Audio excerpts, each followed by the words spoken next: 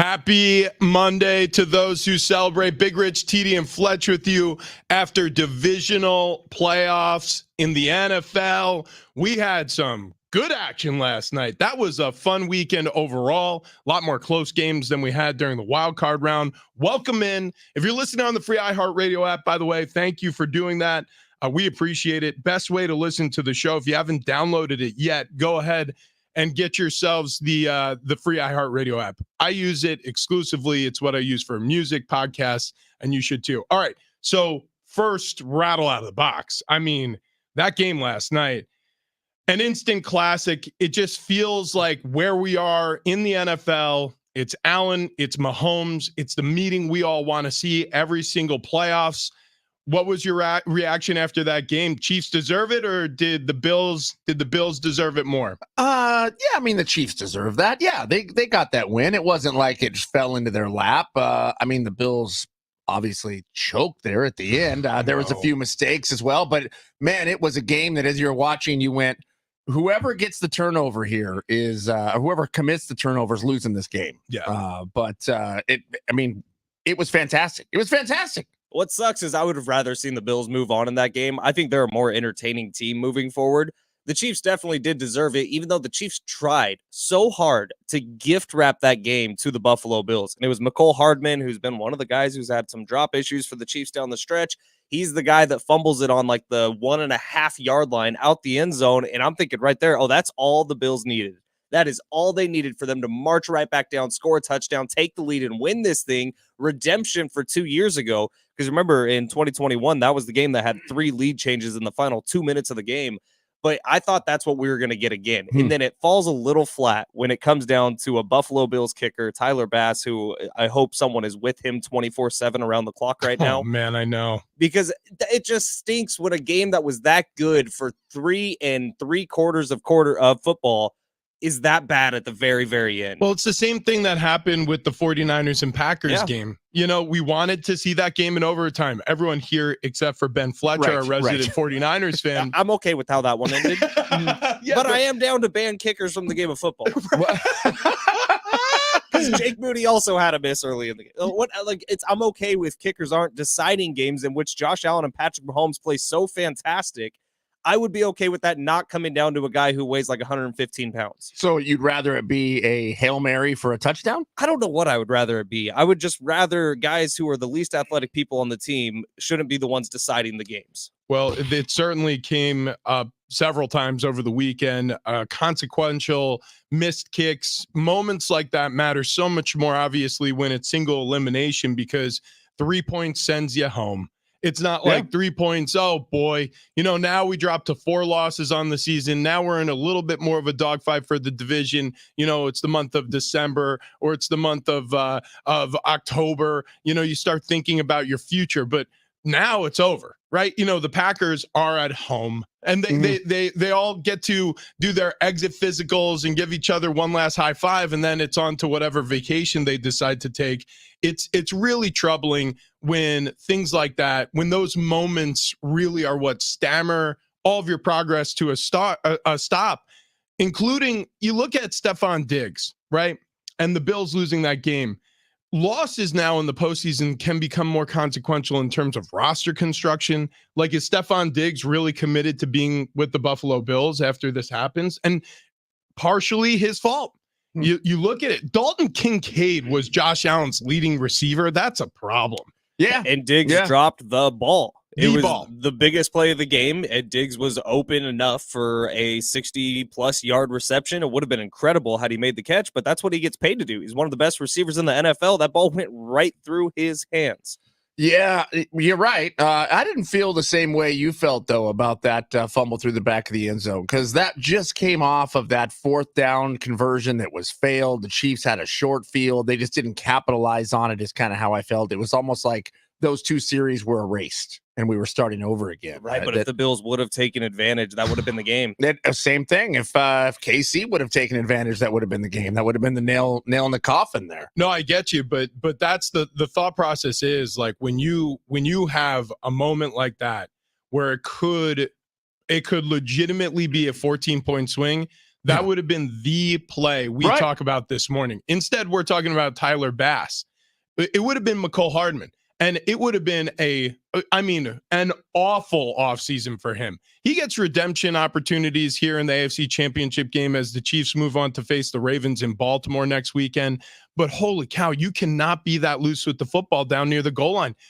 There's a lot of people who immediate reaction on the X app were like, I hate this rule. This is not fair. And it's always worse for teams or fans of teams who are being punished for the rule. But it's the rule. And I love it. I understand it's not for everyone. It's kind of a polarizing issue.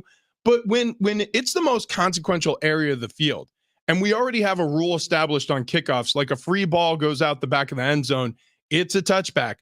If a free ball from your offense goes out of the end zone on a fumble, it's a touchback and it's going the other way. So it makes sense to me, and it could have been the turning point moment of that game. Instead, the Chiefs found a way to stop them and then secure the win. What a game for Travis Kelce. You want to talk about redemption arcs. I mean, he shows up in a big way for his quarterback, 2 touchdown receptions. Patrick Mahomes' only 2 touchdown passes of the game go to number 87. The Swifties are going wild. Taylor's up in the booth. Jason Kelce's got his shirt on celebrating. Can we pause there and focus real quick on Jason Kelce? He knew what he was doing. In terms of taking his shirt off.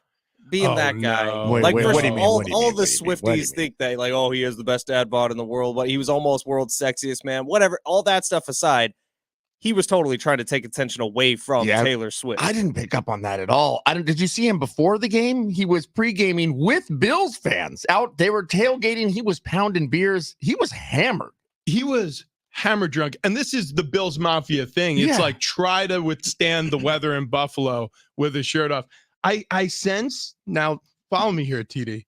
I sense a tinge of jealousy. That's what I thought. From Fletch. That's what I he was thinking. doing exactly what I would be doing. Well, that's what I'm saying. Like, so you weren't there. You're watching Jason Kelce, a bearded, he's got a full set of hair, but a bearded man with his shirt off. You have a much better tan, by the way. You are golden brown. I mean, you look like a bowl of oatmeal with a lot of brown sugar.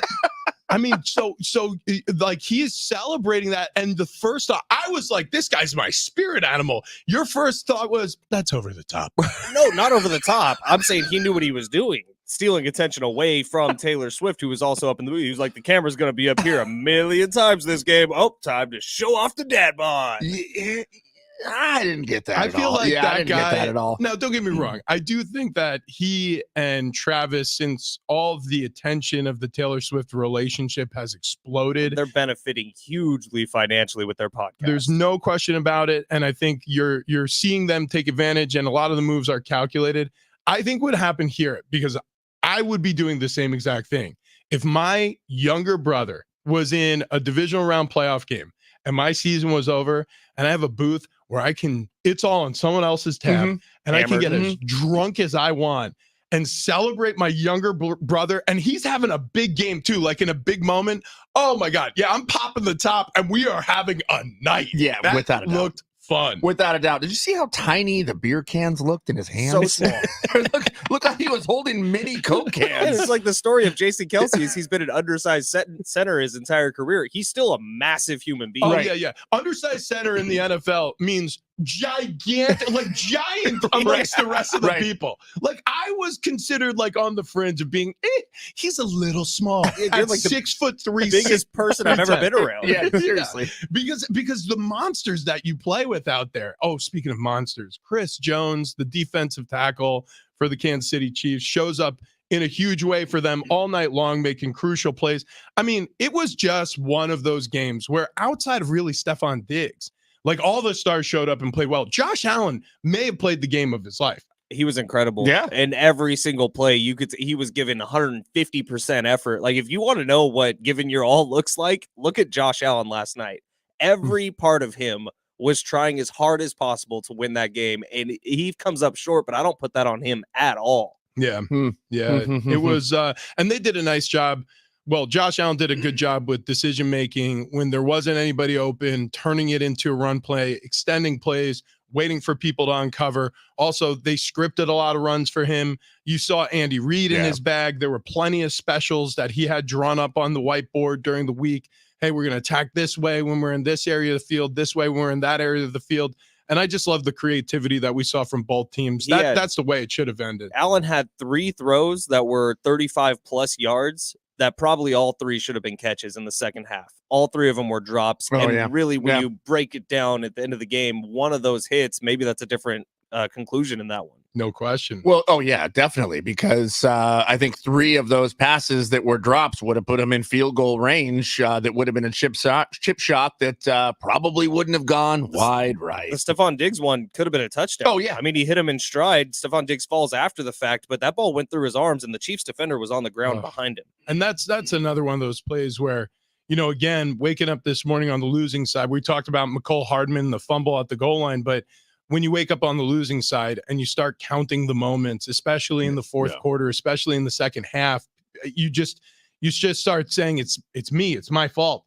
And I understand that mentality because I cut my teeth in the NFL with Bill Belichick, who really focused on those moments. A lot of coaches will say to you, and it's not a lie, it makes sense too, that, hey, it didn't just come down to that one moment. It didn't come down to, but Belichick had a very different take on it. He was always, this one's on you. Well, a little bit. It was a little bit of Julian Edelman, this drop, it's on you. 100%. Like there were games where if a receiver had a drop, like Stephon Diggs, you would think, okay, well, they're going to take it easy on me because nobody's beating nobody's beating me up more than myself. Like I hate myself this morning for what I did to the team. And then you get to your team meeting and Belichick would put it up on the squad. We called it the Billustrator. And so he'd be up there with like the pen circling you and being like, now, I mean, first of all, it was a crummy route to begin with. You're just like, oh my God, it could have created more separation. And then just your focus, like where are your eyes? Look where your helmet is played. Look where the ball, like you're just like, oh, and then you're like dying inside. Your heart is breaking for this person who's already been through the tumultuous nature of the game itself. And then the mental war that happens when you're responsible for something like that. And then you get into the meeting and then you have to relive it in front of all of your friends. And there has to be anxiety leading up to it because you're about to get roasted. Would there be talks in the locker room before getting into those meetings? Like, who's it going to be this week? There would be sometimes like anxiety. I'm so glad you brought that up. There would be sometimes players, offensive linemen, obviously it's my group. It's like a herd of cattle. We move throughout the building, just chewing cud and grazing. And like, there were moments where, if a guy had a rough game, be like, I know I'm going to be on the low lights. We called it low lights. We called it instead of highlights. We were like, oh God, and it's like, will he get to it? And then sometimes when you walked out of there, somebody would be drenched in sweat, like their armpits and everything, and be like, man, I was so nervous. Was there ever immunity for anyone? Like Randy Moss, if he was a little more fragile than someone else? Never. No, everybody got it. And it was, you know what, honestly, what's weird about it, and everybody's been through tough times in their life. The hardest thing you've ever done is the hardest thing you ever done, whether, you've screwed up a divisional game for your team in the NFL or, the worst thing that's ever happened is you had your bike stolen, whatever it is, like that feeling, that feeling of being downtrodden, everybody's felt it. What's weird about it though, is once you go through that, once you kind of air it out in front of your teammates, you oddly feel better on the other side. And it makes you not want to have that happen again. Right. So it also puts you a little harder in practice, all the things. Belichick might be a genius. He might be. For bullying people. Yeah. And a lot of these coaches, they're hardline coaches. We'll see what the reaction is this offseason from some of what we saw in the divisional round. But we have our AFC and NFC championship game set. We'll get to that real soon.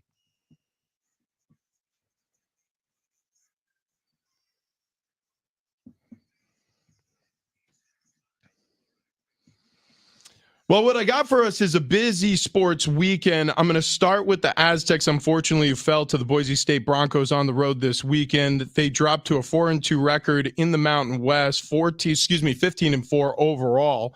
Final of 67-66. Quieter game for Jaden Ledee, 13 points, 8 bounds. Reese Waters added 10. Darian Trammell pitched in with 9 points. The Aztecs, who dropped to 15-4, as mentioned, move on to face Wyoming at home tomorrow night, 6 p.m. tip-off. I believe pregame will get underway at 5. Excellent. That'll be with Ben Fletcher They and needed John Schaefer. one more minute in that game. They needed one more minute. One more minute. Dude, God, I love The comeback was ferocious. I love that energy that these guys put into it. But this happens a lot in basketball. Like you fight to get even, and then you still lose the game. It happens all the time. It's the game of runs. So Boise State had their run to go up 7. San Diego State had their run. They clawed it within 1, and then the clock runs out on you. In the NFL, as we were talking about the Saturday slate of games we had in the divisional round, saw the Ravens topple the Texans. The Niners survived the Packers. We just talked about how Kansas City took down the Buffalo Bills, and then Lions played host to the Tampa Bay Buccaneers, beat them 31-23. So our conference championship games are set. It's going to be Baltimore, the Ravens, hosting the Kansas City Chiefs for the AFC championship game. The San Francisco 49ers will welcome the Detroit Lions for the NFC crown. How about them Lions? Yeah, how about that, man? So that's another game that I kind of felt heartbroken for Baker Mayfield at the end of that, because he really has had a hell of a season. And the Bucs went through their stretch where they lost a lot of games in the middle of the year, but then at the end of the year, they won a lot of games to get themselves into the postseason, win their division. And you get to that moment at the end of the game where Baker's played really well, keeping them in that game the entire time. And then he's the one who throws the interception. It sucks when a season comes down to that, because I think that now Baker's going to have that bad taste in his mouth. Not just Baker, but maybe the front office of the Bucs, maybe the Bucs fans will have a bad taste in their mouth as they're looking to figure out who's going to be quarterback next season, when I feel like Baker has done everything to deserve that role once again for the Tampa Bay Bucs next year. Yeah, I agree with all that. I agree. And it was fun watching Baker Mayfield. I don't believe that they had a better team than the Lions. I don't believe that they outplayed the Lions. I wanted to see the Lions go. I mean, I've been pulling for the Lions just because they've been that lovable loser type of a feel, and they're just a fun team to watch. And I'm still pulling for the Lions. So to me, it was a great outcome, and then one I wanted to see. Yeah, I agree with TD. I did want to see the Detroit Lions win, but I didn't realize how much I was pulling for Baker Mayfield, because his story is a great one. It's one of a redemption arc, like we were talking about earlier, where you have a player who's been through a lot. He's on to his 8th, I believe, head coach since entering the league back in 2017, I want to say was his draft year. That's through 4 teams. Yeah. He's been through some tumultuous situations. And so Baker Mayfield to fight and scratch and claw and get his team to the second round, to fall to the Detroit Lions, who, again, if there's a team you want to be beat by, you don't want to be beat by anybody. But if you want to kind of root for on their path, like if I'm losing to the Detroit Lions, I'm like, gosh, please let there be chaos. Let that team go ahead and be Super Bowl champs. This way it sort of justifies our loss a little bit more. Yeah, I get that. But that game puzzled me, though. Why didn't they call a timeout there? They had one timeout left. I understand that there was field goal range set up there for the Lions, but I mean, why not at least give it a shot? Yeah, I get what you're saying. Well, actually, no, didn't they? Didn't they ice him? Wasn't there a timeout called? They had one timeout left. Yeah. There was a kneel down on, it became 4th down. So if they would have called a timeout, they would have been forced to kick a field goal or do something. There was still 30 seconds left on the clock, and they just let it tick away. Yeah, that's interesting. I didn't even really think about that. Yeah, I guess I assume they could have gotten the ball back. I don't know. Yeah, I didn't really think about it. Because in my head, the game was over. But yeah. If you think about this past offseason, one of the big storylines was running backs and running backs getting paid, running backs getting drafted. Where should they be drafted? Well, the Lions took a risk on Jahmyr Gibbs, drafting him really early in the draft. He ends up being, if not the second most important player on the football field yesterday. One huge touchdown run, really good in the receiving game. He actually stepped up his blocking yesterday, becoming kind of running back 1 over David Montgomery, who struggled a little bit. Like, Jahmyr Gibbs was the offensive player of the game without a doubt, and I might even give him the tick over Jared Goff in terms of impact players in that one. Yeah, it was one of those games offensively for the Detroit Lions where you now, especially in a moment like that, in a game like that, you now realize it's not just like regular season success that Ben Johnson is creating. Like, that stuff works against the best talent available in the NFL. Like, you're starting to whittle the field to the tippy top of this mountain in the NFL, and he was in his bag. like Ben Johnson, the offensive coordinator for the Detroit Lions, the way he was using his tight ends, and not just Sam Laporta, who, by the way, is a rookie. And everybody kind of assumes like the NFL is just easier for some guys. He's still a rookie. This guy was playing at Iowa. You know what I mean? Yeah. And recently, it's crazy what he's been able to get out of him, but also Brock Wright. Like there were a couple of passes where, Brock Wright would be in as a blocker and then he'd release on like a drag route. I think they popped that off. It was away from the camera. So the opposite sideline, he gets like a 29-yard reception. It was the longest reception of his career. It happens in the divisional round of the NFL playoffs. It's just so creative. It reminds me a lot of Andy Reid, like where you have packages set up to exploit what the defense is giving you, those sort of game day, little gimmicks and exotics. It really was a lot of fun to watch, and they end up something benefiting. You never saw during the regular season. Exactly. Brock Wright in that route, you never saw it once in the regular season. So how could you prepare for it? It's just it's really impressive stuff, and it's fun. It's fun to see a team and a city like Detroit have so much success. Yeah. All right. That was incredible. Obviously, we're jacked about this. We were listening on a ride in to Jonas Knox, Two Pros and a Cup of Joe. It's Jonas and it's LeVar and it's Brady Quinn on that show that leads into ours.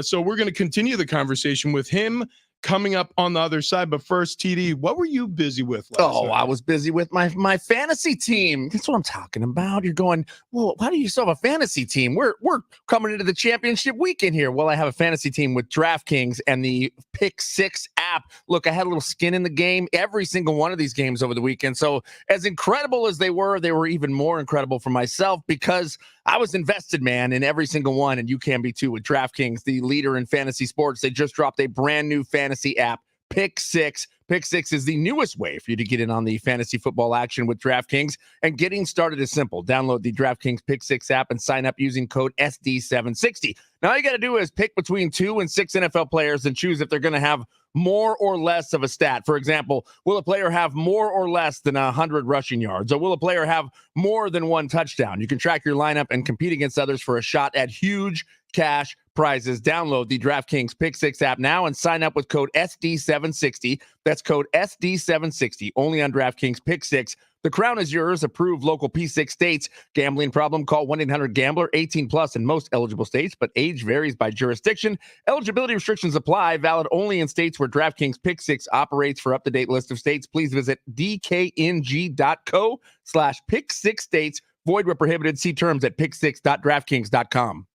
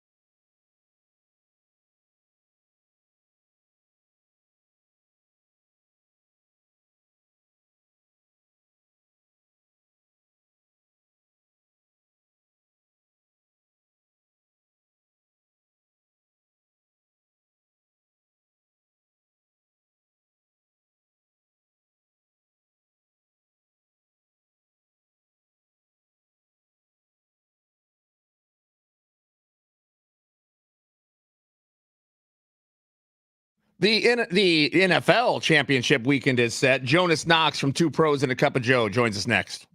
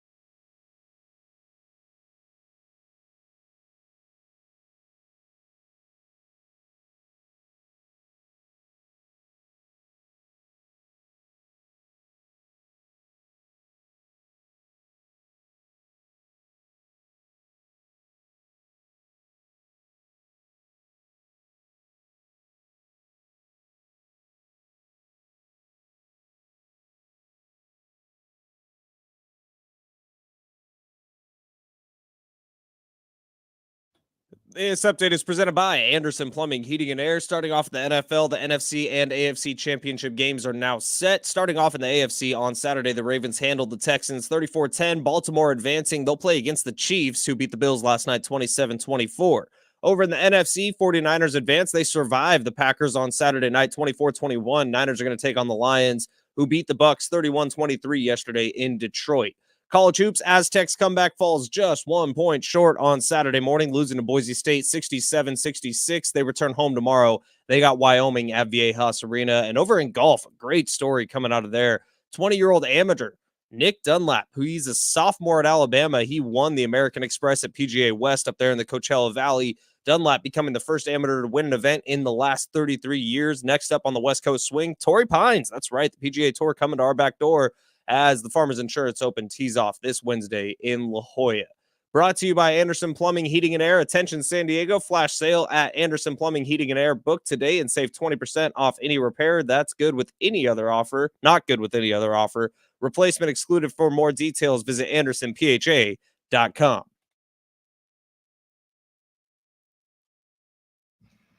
Happy Monday, everybody. It's Big Rich, TD, and Fletch. San Diego Sports 760. Fletch, did you say amateur? That's what they're called in golf. Amateur? All right, I believe you. Hey, you want to keep listening because coming up we have a pair of tickets to see Bush at the Cowcoast Credit Union Amphitheater on Friday, September 13th. TheLiveNation.com is where you go for tickets and info, or just keep listening for your chance to win. I don't know how to say this without sounding inappropriate. I'm a big Bush fan, Rich. Always have been. Yeah. I mean, people know it. Yeah. People talk about it all the time. Around this building, people are like, hey, so is Travis really into Bush? Like, and then, all of a sudden you hear, glycerine. It's the little things that care. See, I never heard of this band. Am I just too young? You're not a 90s kid or anything. Exactly. I am. I'm a 96. That's when I was born. Well, that's not a 90s kid. You're a millennial. Exactly. Yeah. Exactly. You So weren't listening to 90s Bush. No. Gavin no. Rosdale married to Gwen Stefani. Oh, dude, yeah. That was when that was different time, a simpler time. Harkens back to my childhood. You know what? Actually, how about the time right before we get on air? Two Pros and a Cup of Joe right here on Fox Sports Radio, or I should say San Diego Sports 760 via Fox Sports Radio. Jonas Knox joining us on the show, our favorite guest, no question. Jonas, man, what did you think of everything that happened last night? Actually, before we get to that, are you a Bush fan? They got a couple good songs. Glycerin was good. What was the there was Machine Head. Little Things. Yeah, was it Swallowed?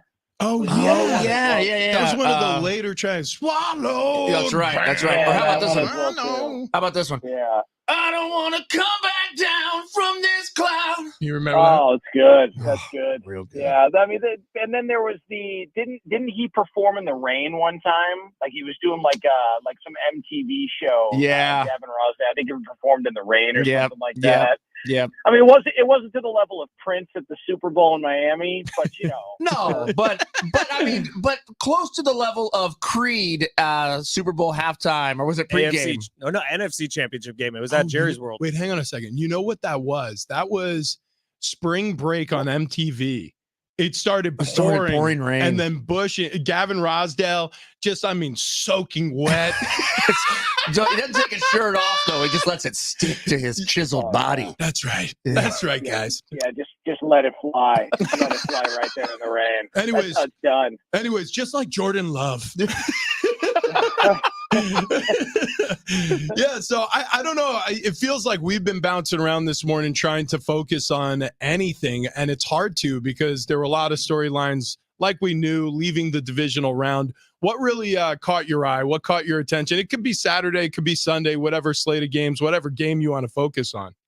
I mean, I think the best game was obviously the Packers and the Niners. That game was a classic. And what was it? 37.5 million people watched it. Fox is saying that, it's the most watched event on a Saturday night since the 94 Olympics. Wow. And it lived up to it. I came away from that game going, man, if I'm the Packers or a Packer fan, I'm pissed because I thought they completely outplayed San Francisco for majority of that game. But the turnovers, the missed kick, and next thing you know, Brock Purdy's driving them down the field and Christian McCaffrey scoring, and that game was that game and it was over. But I look at Patrick Mahomes as just the start to his career, and I don't know that we've seen anything like it because you just pencil him in for an AFC championship appearance every single year. And just to see what he's done to start out his career and then to do it when everyone said, well, they haven't played a true road game and, he's never had to travel on the road.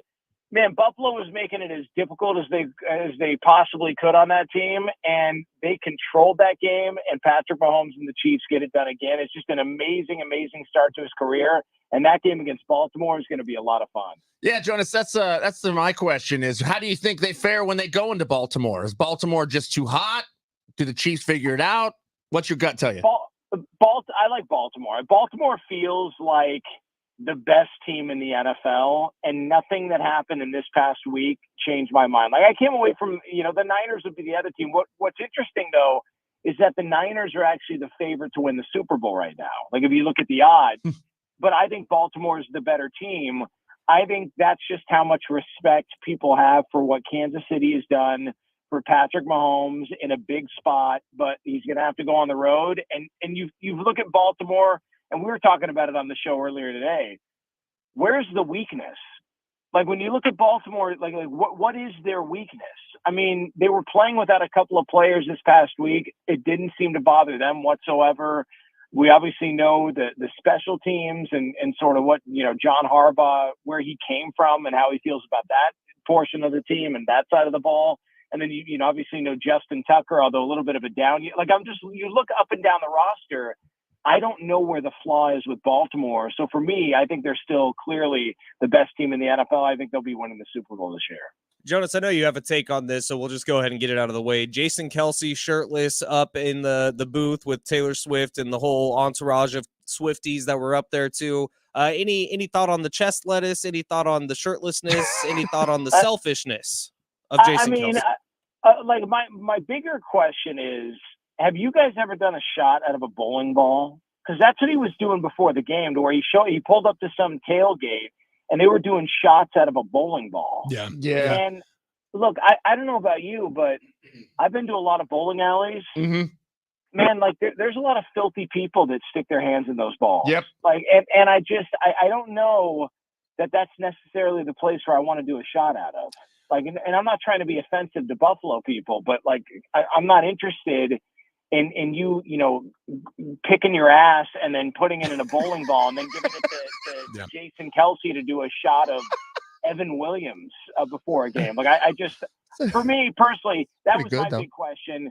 Who has actually done shots out of a bowling ball before? And I can't find anybody. Yeah, I've done Coming up this Friday. Yeah, I've done a shot out of a shoe. I've never done one out of, and it wasn't mine.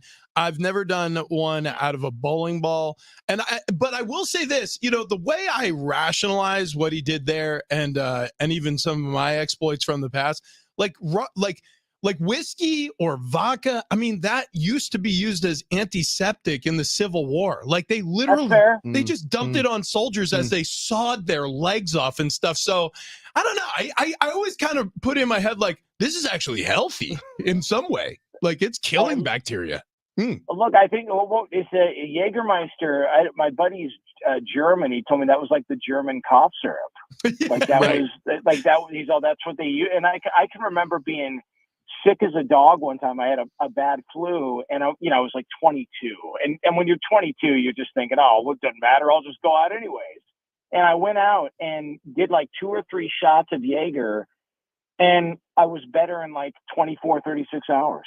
Like literally just like it whatever I had, it took care of business. So yeah, I probably shouldn't knock it too much. Well, I don't know. It to me, I mean, it looked disgusting because I went the same place you went of like how many fingers have been inside that bowling ball. No, thank you. No, thank you. I also question why was he partying with the Bills Mafia? They were the enemy.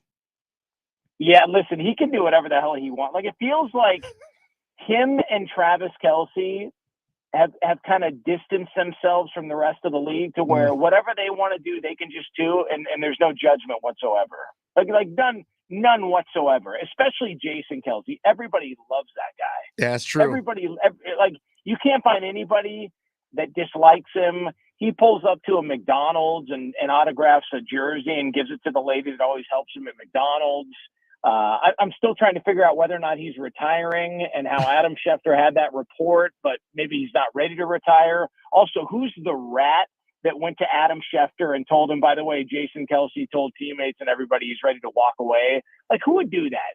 Like, Rich, like if you found out one of your teammates was retiring, would the first thing you'd be like, all right, well, let me hit up Schefter so he can report it the next morning? You know what happens? It's like what in a locker room, things happen, things are said. And then, some dummy who doesn't know better will spout off to his agent. You know what I mean? Like, an agent will be at the game post game like, hey, man, I'm so sorry. Bummer you guys lost. Don't worry. Drinks on me the rest of the night. And then they go out. They have a steak dinner. They're having some, they're tipping a few back. And all of a sudden somebody says something to their agent or, to their agent who's with his crew. Like, and some of these guys are like interns with a firm.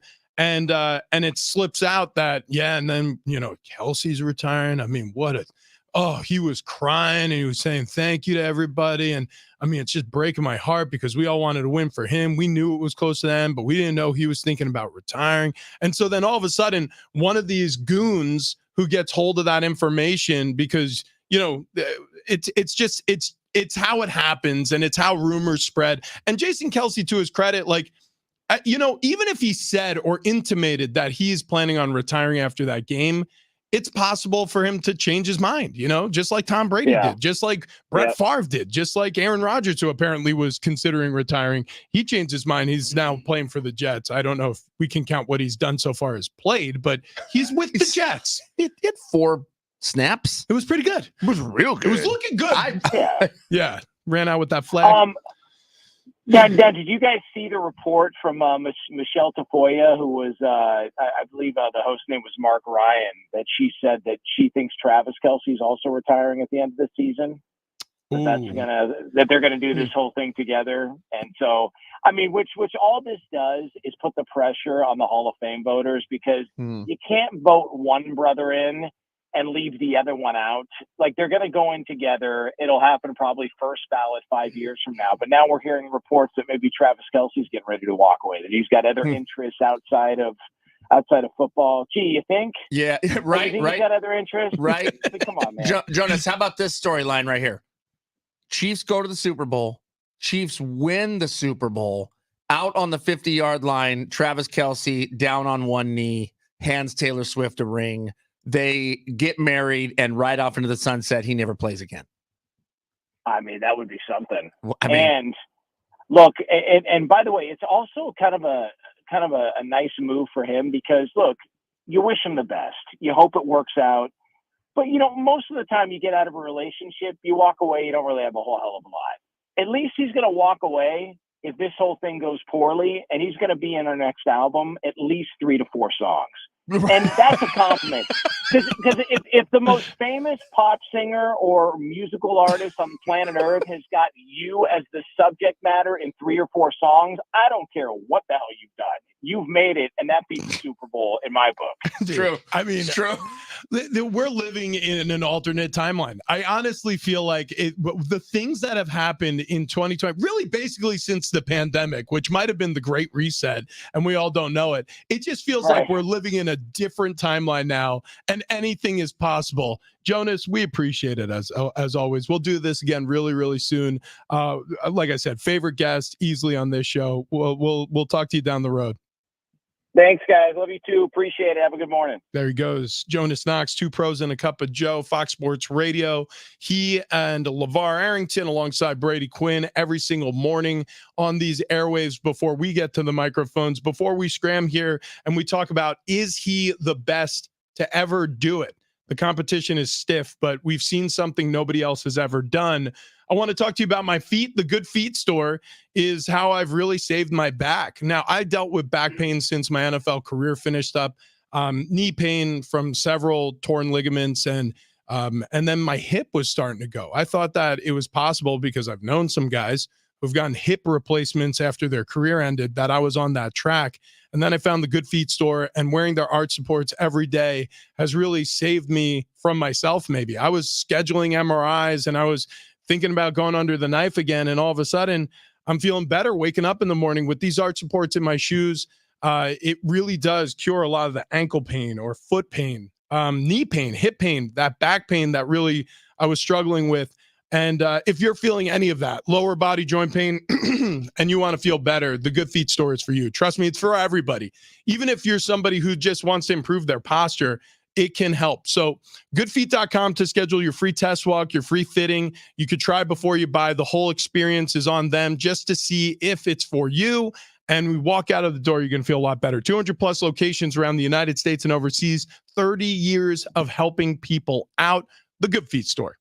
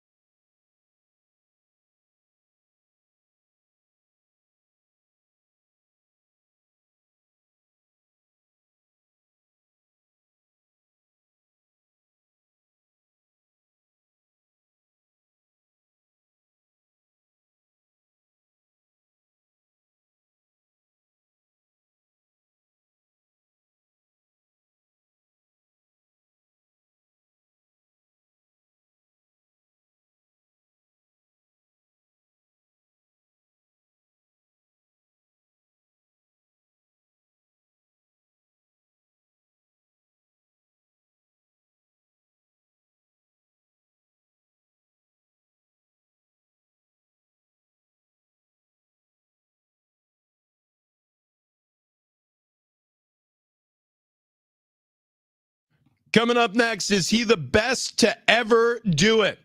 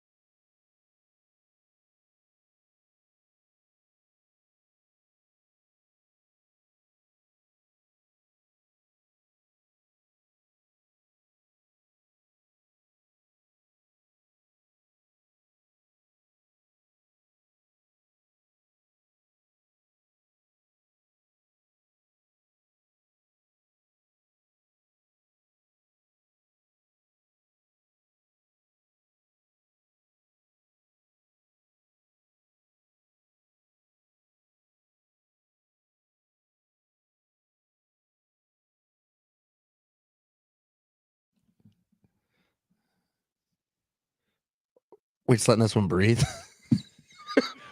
I don't know. Big Rich CD and Fletch. This is Glycerine. this is one of those songs that you kind of like. You got to allow yourself. It's like stepping into a bath. You don't want it to be too hot. That's true. You know, True. wait for it to go lukewarm on you. Pins and needles. Ouch. True.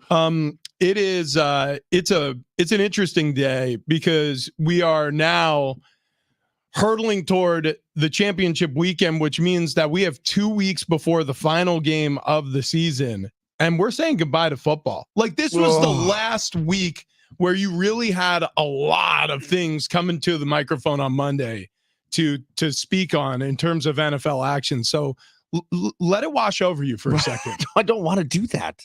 I'm not prepared for that. Yeah, this 3 was, weeks. Remember, there's that gap week in the Super Bowl. Yeah, but this was the last weekend that it was like a full day of games. Yeah, like we haven't even gotten to the fact that the Niners are going to the freaking championship game, bro. Yeah. Which nobody had. Yeah. Nobody saw that coming. I mean, everybody was like, the Niners, well, they stink. So how are they going to make it? Yeah, it's actually what the storyline coming out of that game, and then we'll get to the greatest player potentially to ever play the game of football, is the fact that the Packers gave him such a hard time. I know. And that Brock looked so bad in the rain. Now, I don't even want to necessarily use the excuse of the rain. He just looked uncomfortable the entire day. He was straight up missing throws he makes. Mm-hmm. He threw 2 interceptions that were dropped. Thank God. Yeah. Otherwise, the Niners would have lost. I mean, Darnell Savage got hit in the chest. That was a pick six. That would have gone back the other way. And the other one, you can make an argument, could have been a pick six too. I mean, Brock just looked off the whole game, but his team rescued him. Christian McCaffrey had a monster outing. And then obviously you get a little help from the Packers kicker who misses the kick. It was just one of those games where it's better to be lucky than good. Yeah, I mean, and there were throws that were screen passes that were behind or short. I mean, it was very weird, and maybe he's been bad in the rain before, but that's not the first time. Well, maybe it's just a little rust that needs to be knocked off there. I think that's part of it. I also think, like, give him a little credit. The 2-minute drive at the end where he had found Brandon Ayuk deep and then somebody else on the sideline, and he got them down the field. And the George Kittle pass was a dime in the first half. The touchdown pass, that was perfect. But Brock Purdy sucked for the most part. Well, and I mean, we'll see how it plays out here this next week. No rain. Well, but I feel like the Lions could get their number here. I mean, the 49ers do not look like the juggernaut that I saw the 49ers as halfway through this season. They're a different team without Debo on the field too, and he missed basically that entire game, but he's 50-50, the reports this morning from Schefter, to play in the NFC Championship game. If there's even a chance, he'll be on the field. But sometimes guys fight to get on the field, especially in the playoffs, and it actually hurts the team more, especially if they're promoting themselves to the coaching staff to be better or healthier than they actually are. It's the same shoulder injury he got against the Browns earlier in the year where he missed 2 games. It's that fractured shoulder. He re-injured it. And so it missed him 2 weeks early in the season. I don't know what it's going to do for him now. So I wanted to bring this up because CBS Sports had it. Patrick Mahomes, after that victory and his sixth straight appearance in the AFC Championship game. Straight. As a starter, he's never not been in an AFC Championship game. He took over 6 years ago. He's been in the penultimate game of the season every single year as a starter. So CBS Sports put out this article. Our group of voters puts him on the Mount Rushmore of quarterbacks. Where do you rank Mahomes amongst the greats of all time?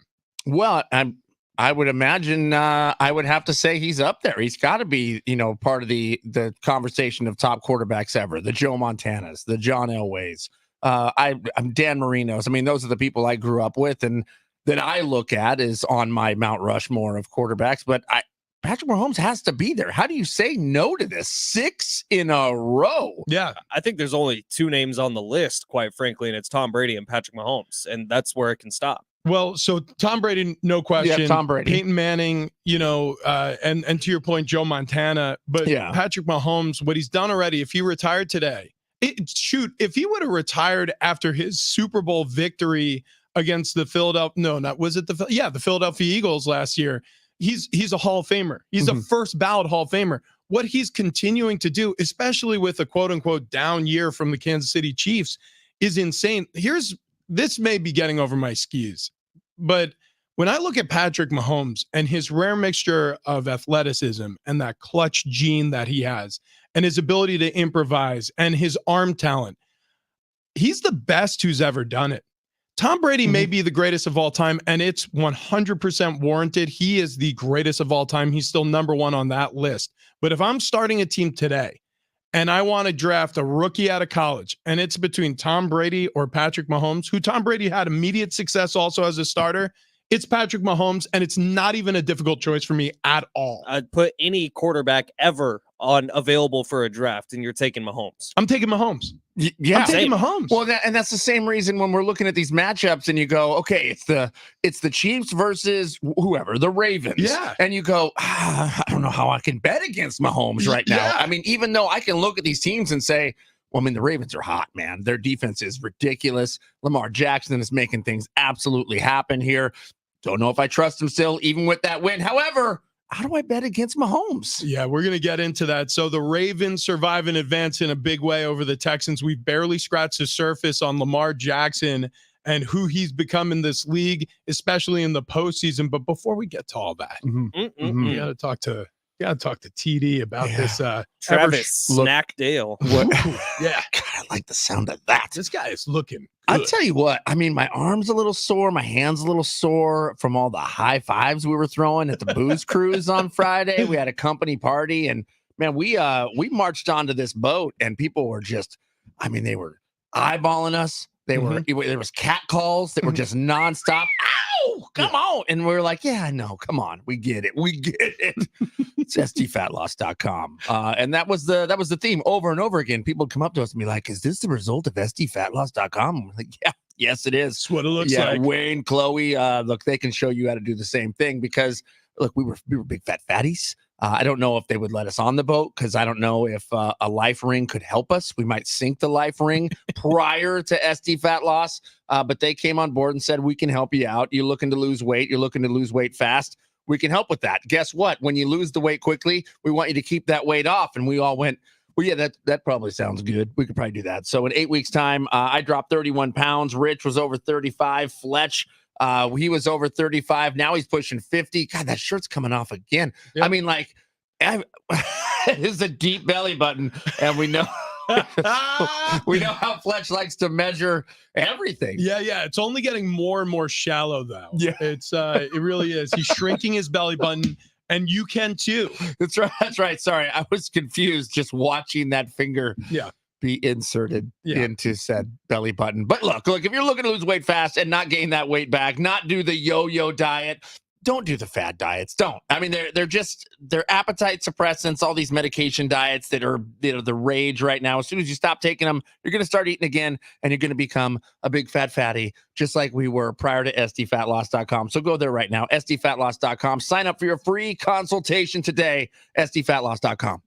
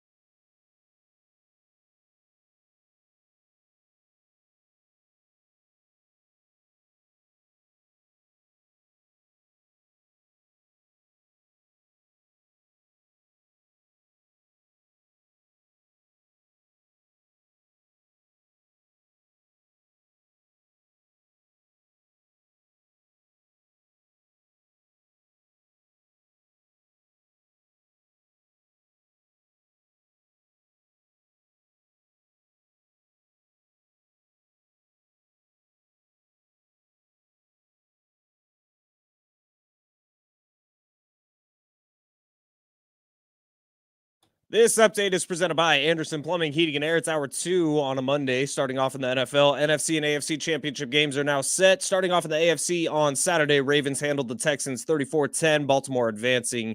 They're going to play against the Kansas City Chiefs, who beat the Bills last night 27-24. Patrick Mahomes' 6th straight AFC championship game. Over in the NFC, Niners advance by surviving the Packers on Saturday night 24-21. Niners get the Lions, who beat the Bucs 31-23 yesterday in Detroit. College hoops, Aztecs comeback falls 1 point short on Saturday morning. They lose to Boise State 67-66. They will return home tomorrow. They got Wyoming at Viejas Arena. And over in golf, 20-year-old college sophomore Nick Dunlap, he wins the American Express at PGA West. Incredible. Dunlap becoming the first amateur to win an event in the last 33 years. Next up on the West Coast swing, Torrey Pines starting off this Wednesday at the Farmers Insurance Open right here in San Diego over in La Jolla.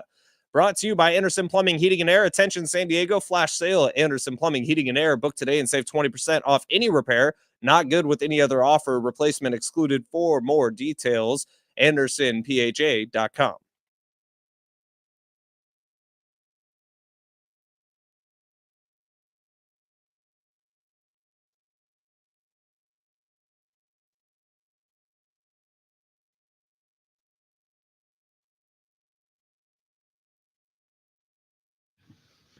Yeah!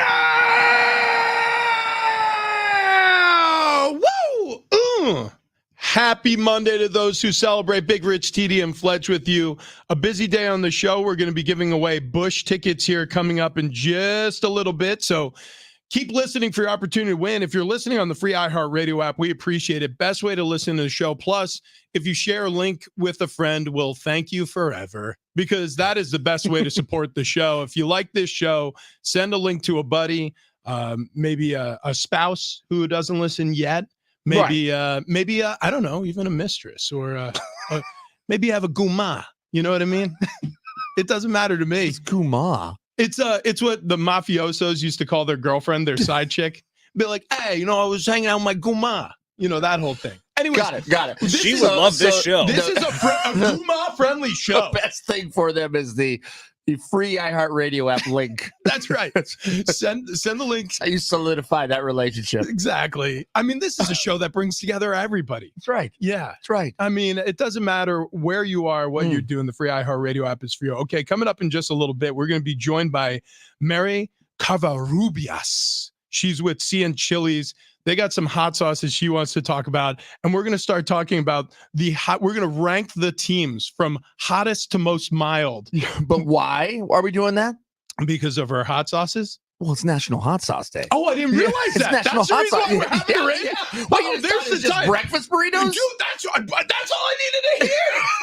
It's National Hot It's Sauce. National Hot Sauce Day. Oh my gosh. So Maria, we thank you for your service. I right. had no Thank you. I idea. feel like this Thank is 2 weeks in a row now. We're doing like spicy food challenges. I know. Our poor digestive systems, So we man. went spicy chip. Wow, it's not even a week ago. That was It's not Wednesday. even a week In ago. 5 days. I'm And then recovered, finally. Two days later, 2 days later, Tony Conja, Keg and Bottle, 10 locations all throughout San Diego County, has a spicy margarita made for us on Friday. And then now here we are, Monday, National Hot Sauce Day. And Maria Covarrubias, That's right. founder of I think Rich said it Cien better. Chili's. Yeah, No. you did. I failed. I'm sorry, Maria. We'll get to the morning monologue in just a second here, but first, a quick thought on Lamar Jackson. So a huge win over the Houston Texans, a 34-10 thumping. The Texans really didn't have a shot because the Ravens jumped all over them. A 10-point lead immediately. It turned into more, and Houston just couldn't catch up. That defense was sweltering. Lamar Jackson had a day. Is he redeemed? Is playoff Lamar now here to be trusted now and into the future? I don't know why, but I'm still saying no. I still have this feeling of I don't know if I trust it. I mean, even if he wins the Super Bowl, I don't know if I trust it for whatever odd reason. Now, God, I love watching him play. And the Texans did. They hung in there for about a half, I guess. It was tied at half. It was tied at half. But there was a feeling, and I texted you guys minutes into this game, it felt like varsity playing JV. Yeah. And it felt like at any time varsity wanted to hammer down on that throttle, they would. and they did after halftime. Now, both 1 seeds, I feel like looked, both of them, extremely rusty out the gates. Like, so having those weeks off, I do think affected both the games, both the Niners and the Packers and the Ravens and the Texans. The Ravens just recovered from it better. As soon as halftime was over, you saw John Harbaugh on the field. I can't remember who did the interview, but he had that look in his eye like it's about to go down. He didn't look bothered at all by what happened in the first half. He looked like he knew the second half was going to go the way it went. And I kind of had that feeling too, sitting on the couch. Like the Ravens defense was too good to be denied in that game. Mm-hmm. And what the only touchdown the Texans got, wasn't it on the punt return? That was the Ravens who scored on a punt return. No, I think the Texans did. Oh, wait, no. Was it the Texans? Yeah, it It's was. the only touchdown they got in the game. Like CJ Stroud, as good as he was in their first round game, he just looked so overwhelmed by that Ravens defense, which has a habit of doing that to everybody. And I can't wait to see what Patrick Mahomes and the Chiefs have for this Ravens defense that doesn't really give up anything. Did you see John Harbaugh after the game dancing in the locker room? Cringy. Yeah, but I was all here for it. Yeah, He has your dance moves. He's better than me. It's funny when a guy who like breaks character completely, like that does not seem like something John Harbaugh is interested in doing. And maybe there were promises made that he had to keep, and he's like, damn it, I gotta dance. A few years ago, he was the head coach at North Carolina college basketball. He came in the locker room after a Sweet 16 win and kind of did that same thing where it was the weird dance, and it's just so out of place. I'm cool with coaches not doing that. That's my whole take. Well, you know what was odd about it is he left his stern, I'm a little bit irritated, pissed off face on while dancing. So the Ravens, they don't punt the entire second half. It's touchdown, field goal, game over. And the reality of the situation is CJ Stroud, DeMeco Ryans, quarterback, head coach, respectively, for the Houston Texans, were playing with house money anyways. So it didn't really matter whether or not they beat the Ravens, especially after beating the Browns, who are inarguably, if not the best defense, the second best defense in the league behind Baltimore. So they had a route to get to the AFC Championship game if they were going to. So I tip my cap to the two of them especially, but that whole team. I mean, that was a patchwork quilt of players who contributed, and that defense, I think, overperformed this year. That really shows DeMeco Ryans' chops as a defensive head coach and a defensive play caller. What a year for the Houston Texans. And I agree, going back to our original thoughts about Lamar Jackson with TD, there is still this feeling in the pit of my stomach that I don't trust Lamar Jackson against the Kansas City Chiefs, and I could still see him struggling in a game and still having that moniker of, well, the unfortunate reality is Lamar Jackson, he can get you a win in the postseason, but he can't get you the win in the postseason. And watch out if the Chiefs score first, because this Ravens team, they're really good when they got a lead. We'll see what happens if the Chiefs come out and get 7 points on the board first and the Ravens have to play from behind. Well, and this Chiefs defense is not a slouch. I mean, they've been good all year. In fact, they probably have kept the Kansas City Chiefs in this thing the whole season. So, I mean, it's Lamar Jackson. It's not going to be an easy day for him. Friday. Yeah, the morning monologue for me is going to be officiating in the postseason. I agree.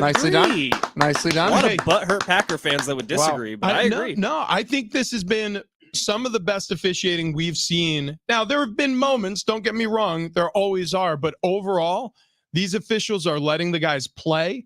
In fact, there was a play in the Chiefs-Bills game where they were trying to determine whether it was too much contact, and then they kind of all put their heads together and like, no, let him play. That's been the rallying, echoing cry throughout the regular season. Just let these games be decided by the players on the field and not with whistles and yellow flags.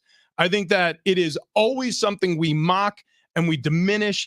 And it's demonstrated weekly in the NFL with so many games kicking off how bad officiating can ruin weekends for certain fans and frankly for viewers. But this has been some of the best I've seen in the postseason. I think it was an excellent job by the NFL admonishing and punishing a crew for screwing up all season long and keeping them out of the postseason, because it should look like this. You should have physical hard fought games that are decided by plays on the field as opposed to poor officiating. And so hands down, the best I've seen in a very long time from the NFL officials. Did you see the play in the Lions game yesterday where Eric Decker, who's the guy that quote unquote messed up the reporting against the Cowboys earlier in the year, he reported yesterday as eligible and went to the ref and stood. You mean Taylor Decker? Taylor Decker, yeah. Stood Tyler for Decker? like maybe 15 seconds in front of the ref saying, I'm reporting.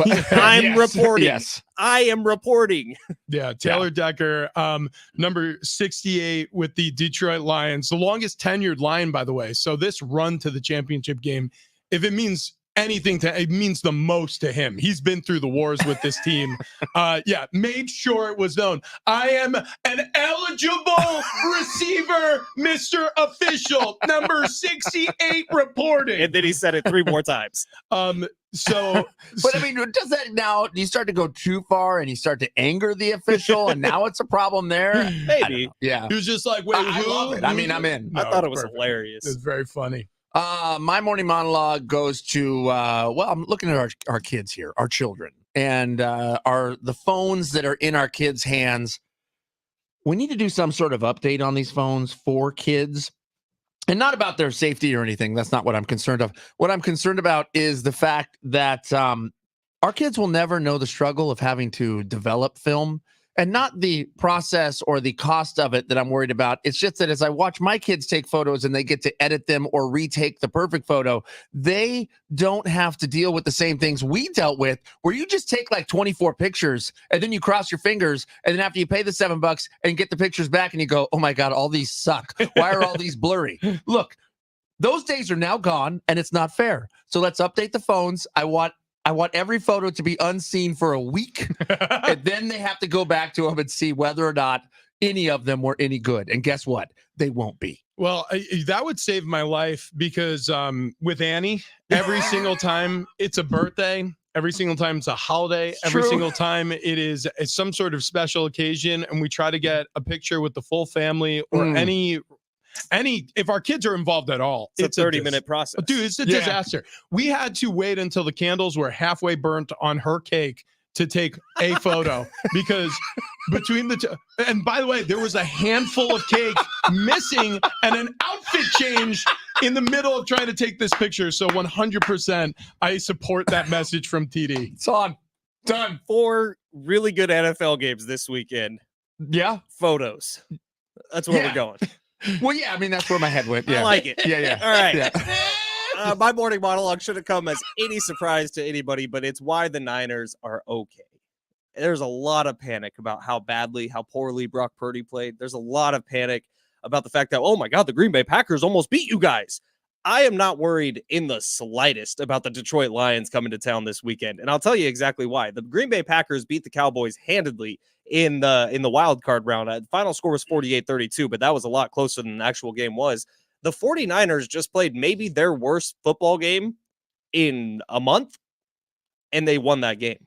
And they had it at the end. And Brock Purdy led the 2-minute drill at the end of the game to get that win, which is something that, I don't know, the national media said was impossible for him to ever do. He went out there and did it, and the 49ers won the game. They get into the NFC Championship game. They are not going to play that badly again.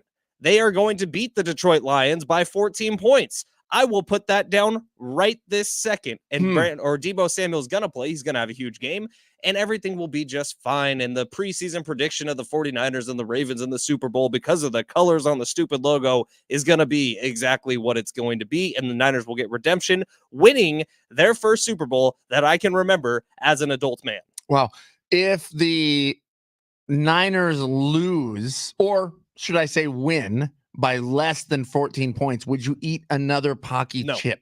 I'm never eating another Pocky chip again. I don't care if it's the most sane bet on the planet. What's so interesting about the championship weekend, and we'll get into this more and more as we inch closer and closer, and I knew your monologue, Fletch, by the way, was going to be on the Niners. Everybody knew that. Anybody who was everyone knew Travis's wasn't going to have anything to do with football. So here we go. Yeah, I was also teetering on brownies, but I'll save it for and tomorrow. Don't get sensitive about it. I mean, you're a Niners fan. Like I admit they played bad. You gotta. Well, it's worse than that. Here's the problem: is when you look at the field left, in the NFC Championship game, the AFC Championship game, Brock Purdy is easily the quarterback you trust the least of the group. I trust Jared Goff more.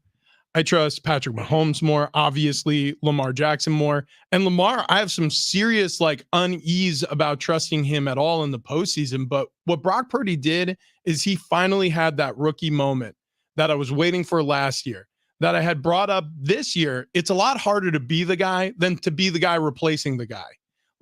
You have that pressure on you all season long. And he overcame some adversity. They went through that rough stretch where Debo got hurt and Trent Williams got hurt and Christian McCaffrey had bruised ribs and he was a little dinged up himself.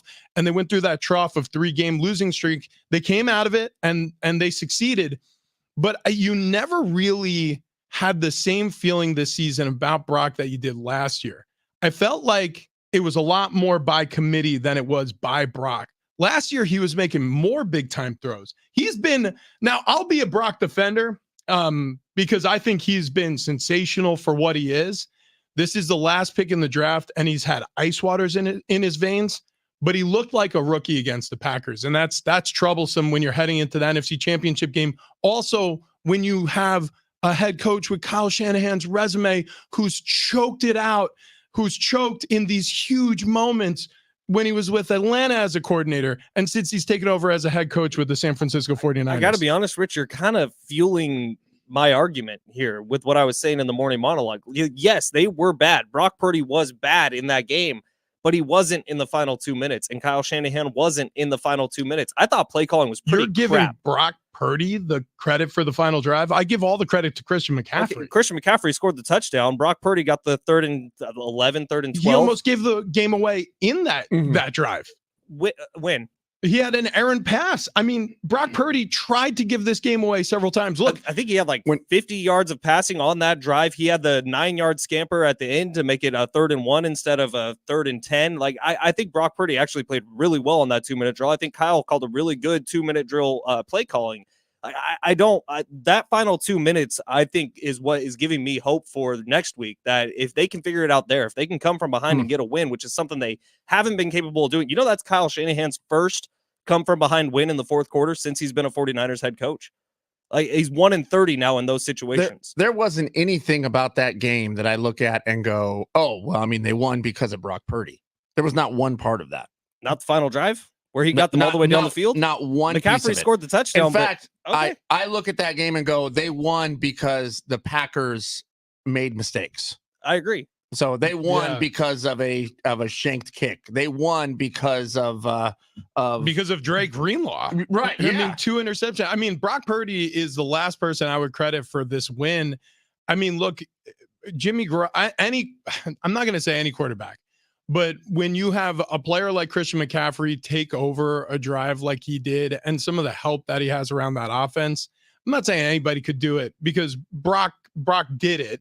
And in those moments, you need a quarterback who can operate in a high stress moment. I'll give Brock his flowers and have throughout his career, very short career, but throughout his career for everything he's done. I've been nothing but complimentary to Brock Purdy. Even when he was going through that trough, I was like, we're blaming too much on Brock.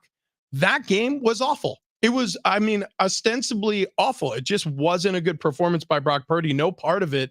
And I'm not going to give him credit for it. What I will give him credit for is if he bounces back in the NFC Championship game and he looks like himself again. Yeah. But he had that, the lights are too bright, the stage is too big moment for the first time I've seen him struggle with his confidence or lack of ability since he's really taken over as a starter. And it looked like that San Francisco 49er team was not built so much around a quarterback. I mean, they have so many weapons. I mean, everything worked the way it was supposed to work, in my personal opinion, with the team. I mean, they did everything they needed to do. When one piece of the machine wasn't working, the other pieces picked up some of the slack. Look, you guys are right. He had a bad game, but I'm not going to discredit what he did in the 2-minute drill because that's something that was said he can't do. He can't come from behind.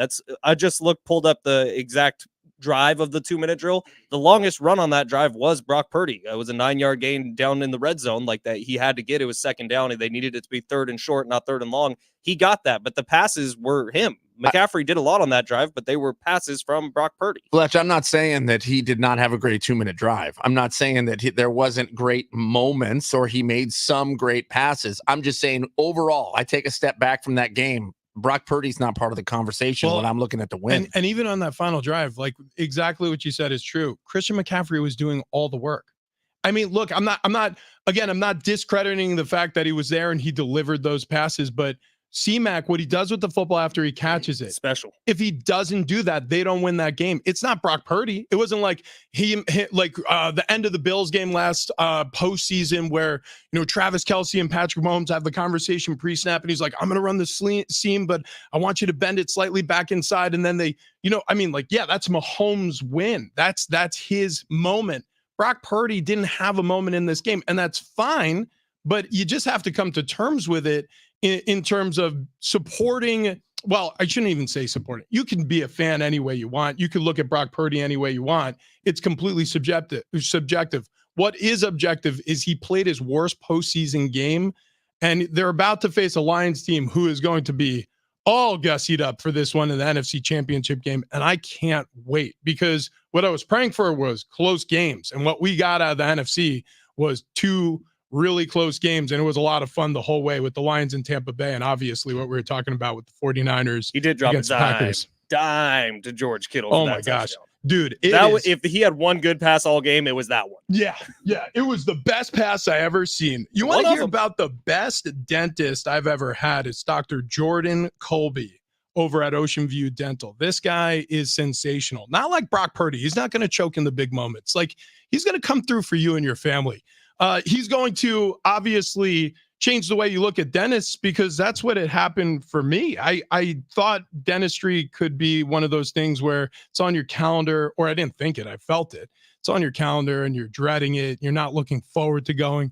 Now I do, because it's a family environment over at Ocean View Dental. And it's not just that. They have the latest and most advanced technology in the world. They have the digital scans and the 3D CT imaging. They have all the tools and the toys to make you comfortable during your dental experience. I needed a ton of work. I needed a tooth extraction and 3 implants put in. Super nervous about it. I was told it was going to be a 1.5-year process. It was only 3 months with Dr. Jordan Colby. He's an expert in the field. Everything is done in the same office. He's got 2 locations, one in Oceanside, one out in Fallbrook. You're going to receive the same exact dental care. Doesn't matter which one you go to. Dr. Jordan Colby is my dentist, and I think he should be yours as well. So go to oceanviewdental.net. That's oceanviewdental.net.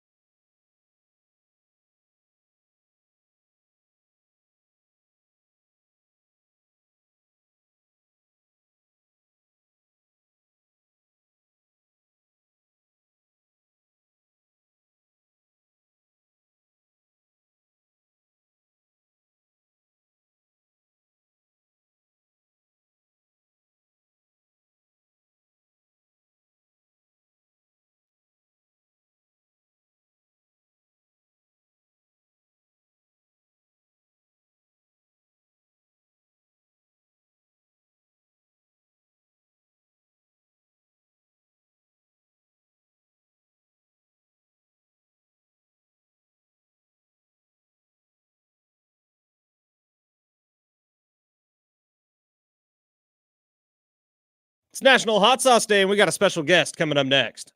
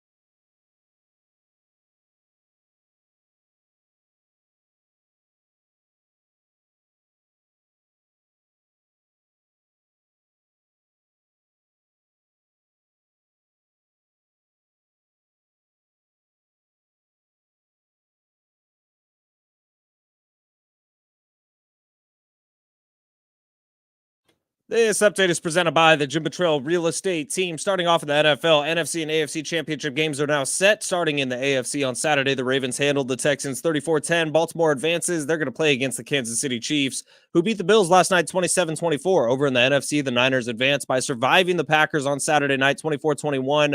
Niners are going to be taking on the Lions, the team of destiny, who beat the Bucs 31-23 yesterday in Detroit. College hoops, Aztec comeback falls just 1 point short on Saturday morning, losing to Boise State 67-66. They return home tomorrow. They got Wyoming at Viejas Arena. And over in golf, 20-year-old college sophomore Nick Dunlap, he wins the American Express at PGA West up there in the Coachella Valley. That's the first time an amateur has won in the last 33 years. Next up for golf, Torrey Pines, the Farmers Insurance Open, tees off on Wednesday in La Jolla.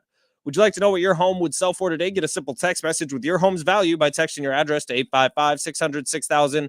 You'll get no phone call, just a text. Jim Betrell has the buyer. Simply text your address to 855-600-6000.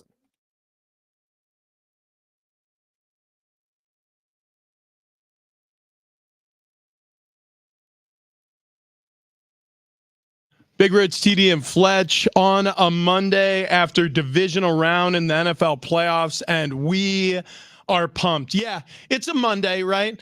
And so a lot of people, it's raining, they're driving around. Maybe you watch a lot of football, you're all excited this weekend, but you're like, I need a pick-me-up. I need something to get me back in the mood for the week. Well, we have just the thing. We're joined in studio on National Hot Sauce Day by a very special guest from Cien Chiles. Okay, it's Maria Covarrubias. Covarrubias, that's how you pronounce it, right? Maria Covarrubias. You nailed it. Did I do it too? Actually, I don't know if you nailed it. I'm saying yes. Maria, did we do it? Yes, you nailed it. God, we're so good at this. So good at this. So you have you brought us on National Hot Sauce Day. You brought us 4 different types of sauces to try. So let me ask you, they're all different colors. Mm-hmm. They're all different. The bottles are beautiful, by the way. Really cool labels. Thank you so much. What's the level of spicy we're about to embark on? Because we just had this spicy 1 chip challenge thing we did last week, and it destroyed us for about 3 days. Yeah. Are we in danger? You're definitely not in danger. Okay. This good is news. so I created 100 chiles intentionally to bring more flavor to your food. So they're all full of flavor and just the right amount of heat. Smell the jalapeno. Okay, hang on. Oh hang my on. god. Hang on. We're just gonna be taking a drink out of it. Yeah, Oh, exactly. I could use this as Oh, I shampoo. love your face. Oh my Yeah. gosh. Yeah, I actually brought straws in case you need just. Oh, wow. bubbles. like a juice box, just sitting around. What are you sipping on? Jalapeno hot sauce, national hot sauce, you idiot. it's 100 chiles. C and chiles. So Maria, this jalapeno says tart, creamy, spicy. What do you got on the habanero? bottle? Habanero is fresh, fruity, tangy. And Let's then see we what got else two here. more. Yeah. Here's the Thai bird. The Thai bird says rich, bold, fiery. Wait, that's for you. It is. Yeah. I'm rich. Let's see. This one, and I think this one's for me. It's the mustard, bright, crunchy, unexpected. Which one's the mildest and which one's the hottest? Okay, so people are very surprised when I say this, but habanero is actually the mildest one I make. Okay. Wow. So if you can open your homemade burritos, I woke up at 4:30 to make burritos for you guys. Gosh. What the heck is Maria. going on, Maria? Happy National Hot Sauce Day, Oh, by the happy Oh, way. this National burrito Hot smells Oh my delicious. gosh. Maria, Wow. at the Cavarrubias household, it probably smelled of decadent foods and treats. What time do you guys normally wake up over there? Because 4:30 is early for us still. Yeah. Right? So I typically wake up at 5:30, do a workout. Good for you. Same. Nice. So we'll start you off with a habanero. Okay. All right. So All right. you did it right, Rich. So you Oh, you give got it a bite. Yeah, give it a and little then bite. So you can, You make a Well, well. Yeah. Exactly. There you go. Okay. This is my first rodeo, Maria. I'm gonna do a little habanero. All right. Lunch It's- is ready. It's thick.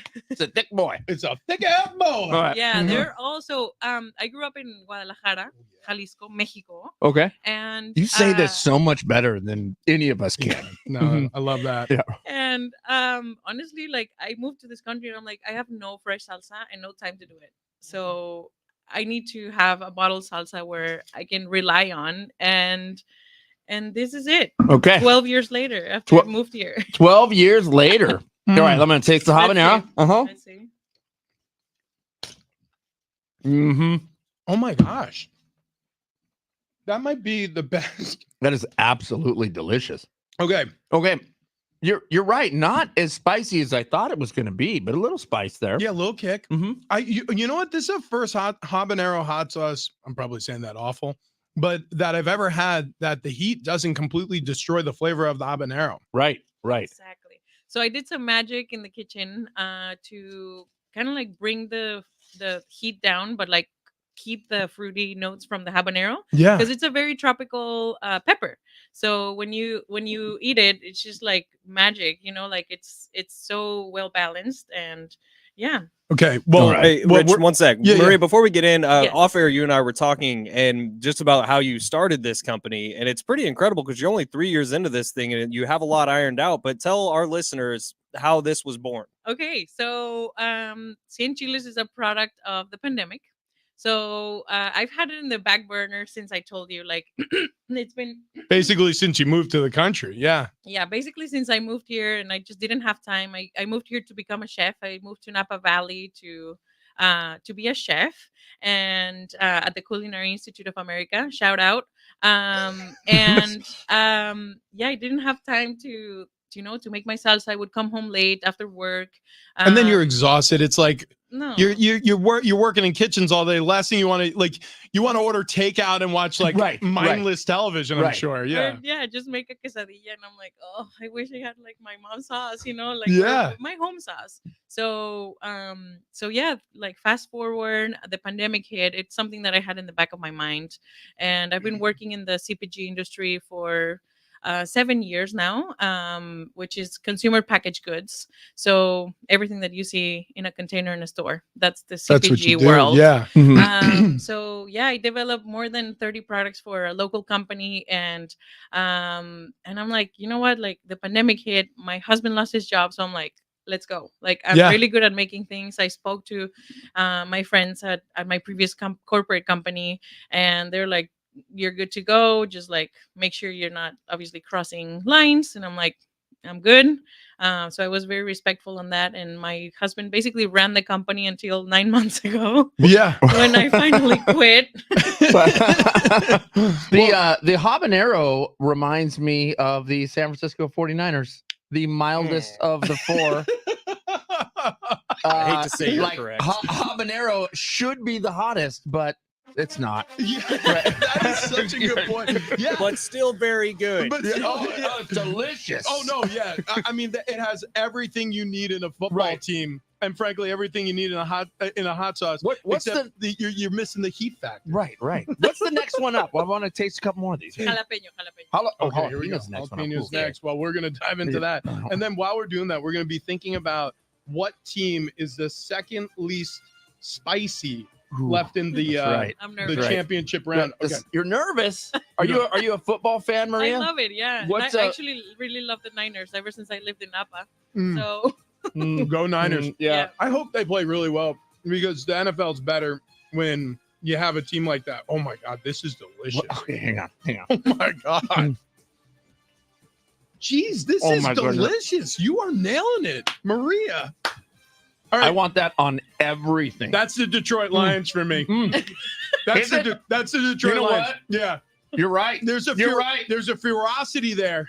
Okay. Yeah. There's absolutely a distinct ferocity, but You know what? I tell you what. It's you like it. You want it. You want it on everything. You want more of it. it's not burning me. It's not burning. And I haven't been burned by the Lions yet. Wow. Not this whole season. I honestly want. I want this on every single thing I eat. God, that's like I said, delicious. that will replace my shampoo. I love it so much. All right. What is the third on the list in terms of spiciness? Thai-bird is the highest Thai-bird? heat we have. Oh, it's a high Highest C. heat. Okay. So we got to go with the so mustard. We got to go mustard. Yeah. Okay, So okay. it's pretty runny. So it's essentially pickled mustard seeds. So it's Interesting. beautiful on like a turkey sandwich, a potato salad. It just hits the spot for me. It's crunchy. It's almost like vegan caviar, where you can like Wow. Yeah. grab an oyster and just have that crunch. Oh my gosh. But it's definitely for mustard lovers. I feel like foodies really get it. Even on it'll elevate like an avocado toast for you. I had no idea what that was going to taste like. That is so bright Yeah. That and is so decadent and Wow. so versatal. Like you said, it could go on you anything. can marinate it. You can marinate Oh, with marinade, it. Oh my yeah. gosh! Like holy pork loin. smokes. Oh my It's gosh. dripping down Fletcher's head as he went back for seconds. You know This what is gosh. You know what I'm going to say? Are you gonna say Chiefs? To me, the versatility, it feels like the Ravens. No, okay. Oh, with versatility, I think you're right on that. You got Lamar Jackson. I That think is you're the- right. I think the mustard is the Lamar Jackson of hot I sauces. think you are correct. I think you are correct. Yeah. Let's go with the The Tybird. tiebreaker. Well, obviously, if we're in full consensus, this is going to be the Kansas City Chiefs. Which I mean, I agree. I really went for it. Yeah, Oh, you boy. really went for It's the okay. Tybird. As they I say- won't kill you. I won't kill you. I Ay, promise. ay, ay, that is a lot of Thai bird. That's a lot of Tybird. Here we go. It's kind of like a delayed heat. So it's very like kind of like tomato and lemony, and then it's like ooh yeah. Wow. Wait. Oh yeah, it is. It creeps up on you. Yeah. Oh, it's starting to get hot. Ooh, I like that a lot. I like that a lot. Yeah. That's Andy Reid. Yeah. That's Patrick Yeah, Mahomes. that That's is- Travis that is. Kelce. That's Taylor Swift in a bottle right there. CNchilies.com. That's where you go. Yeah, and Serious. we create a coupon for you guys today. A coupon. Yeah. What do we do? We go So, to Go to CNchilies.com. cnchitas.com and say I heart. Okay. And get an automatic 15% off your entire order. That's incredible. What? Come on now. Maria Cavarruibes. No? Oh, you. Well, wait, hang destroyed on. it. Hang on. God damn it. No, it's Maria Cavarrubias. That's it. Was I there? Yes. You're right. I knew it. I'm so good at this. CNchilies.com. Absolutely amazing. Thank you for your time on National Hot Sauce Day. Oh my gosh. Happy National Hot Sauce Day to everybody listening. And we're proud to be a local San Diego company. And yeah, you can also find us at local stores like Fraser Farms, Valley Farms, Whole Foods Market. Oh, cool. Yeah. This is great. I was expecting these to be like $15 bottles of of hot sauce. Hot sauce. What we got? $9. Come on. I'm buy them all. Buy them all. all. Spend $40. Share them with friends. Maria, you're a delight. Thank you so much for this morning. I'm sweating right now. Speaking of which, Fletch, he walked in here. He was sweating. The thing that every time I'm in his presence, he's like half the man he used to be. He is because it sheds off as he's sweating there. But guess what? No exercise. None. None. Not for Fletch. Nope. And why? Well, I don't. Why? STFatLoss.com. That's right. STFatLoss.com. You guys are doing such a good job. You want to just finish the whole read for No, me? Talk about me? Well, I don't know why you kept yes, looking at us in because disappointment. We got a notice from the sponsor. They're like, could you guys tell Fletch to talk less about his belly button and fingering it? If we're being honest, the he's most doing his impressive ad part reads. about SDFatLoss.com is how my belly button is shrank. But if we're being dead serious, the most impressive part for you is that you could start off 2024 on a really good note, and that is by losing some weight. I mean, hell, the three of us, we lost 20 pounds within a few weeks with SDFatLoss.com, and it's not a prescription medication. It's not one of the yo-yo diets or the prepackaged food stuff. No, it's just Wayne and Chloe coaching you through losing some unwanted pound. Most people don't realize that with those prescription drugs and those pre-planned diet things, you're going to lose weight, but it's just temporarily suppressing your hunger. So as soon as you get off the drug or the fad diet, your frustration and your weight will come right back to haunt you. SDFatLoss.com, they got the secret for quick weight loss and, most importantly, lasting weight loss using time-tested methods over literally tens of thousands of clients across the country. SDFatLoss.com, they've broken the weight loss code. So get on over to SDFatLoss.com today. Set up a free consultation with Miss Chloe or Wayne, and they will get you on the right track to losing some weight here. I don't know if you're like me, but I have 4 weddings between March and July that I have to go to, and I want to be looking good for those weddings, and thank God I will be because of SDFatLoss.com. So if you got that summer season coming up that you are dreading, make sure you go into it looking pretty good. SDFatLoss.com, free consultation today. Start losing weight tomorrow.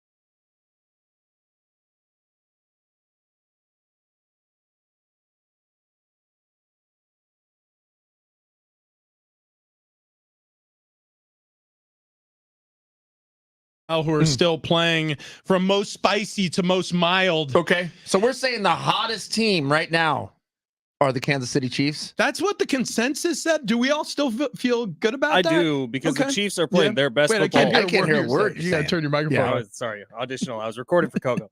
I think that the Chiefs are the spiciest because they're playing their best football they've played all year. And I think they're the only team right now that can say that. And then Man. in last place, it was the Niners.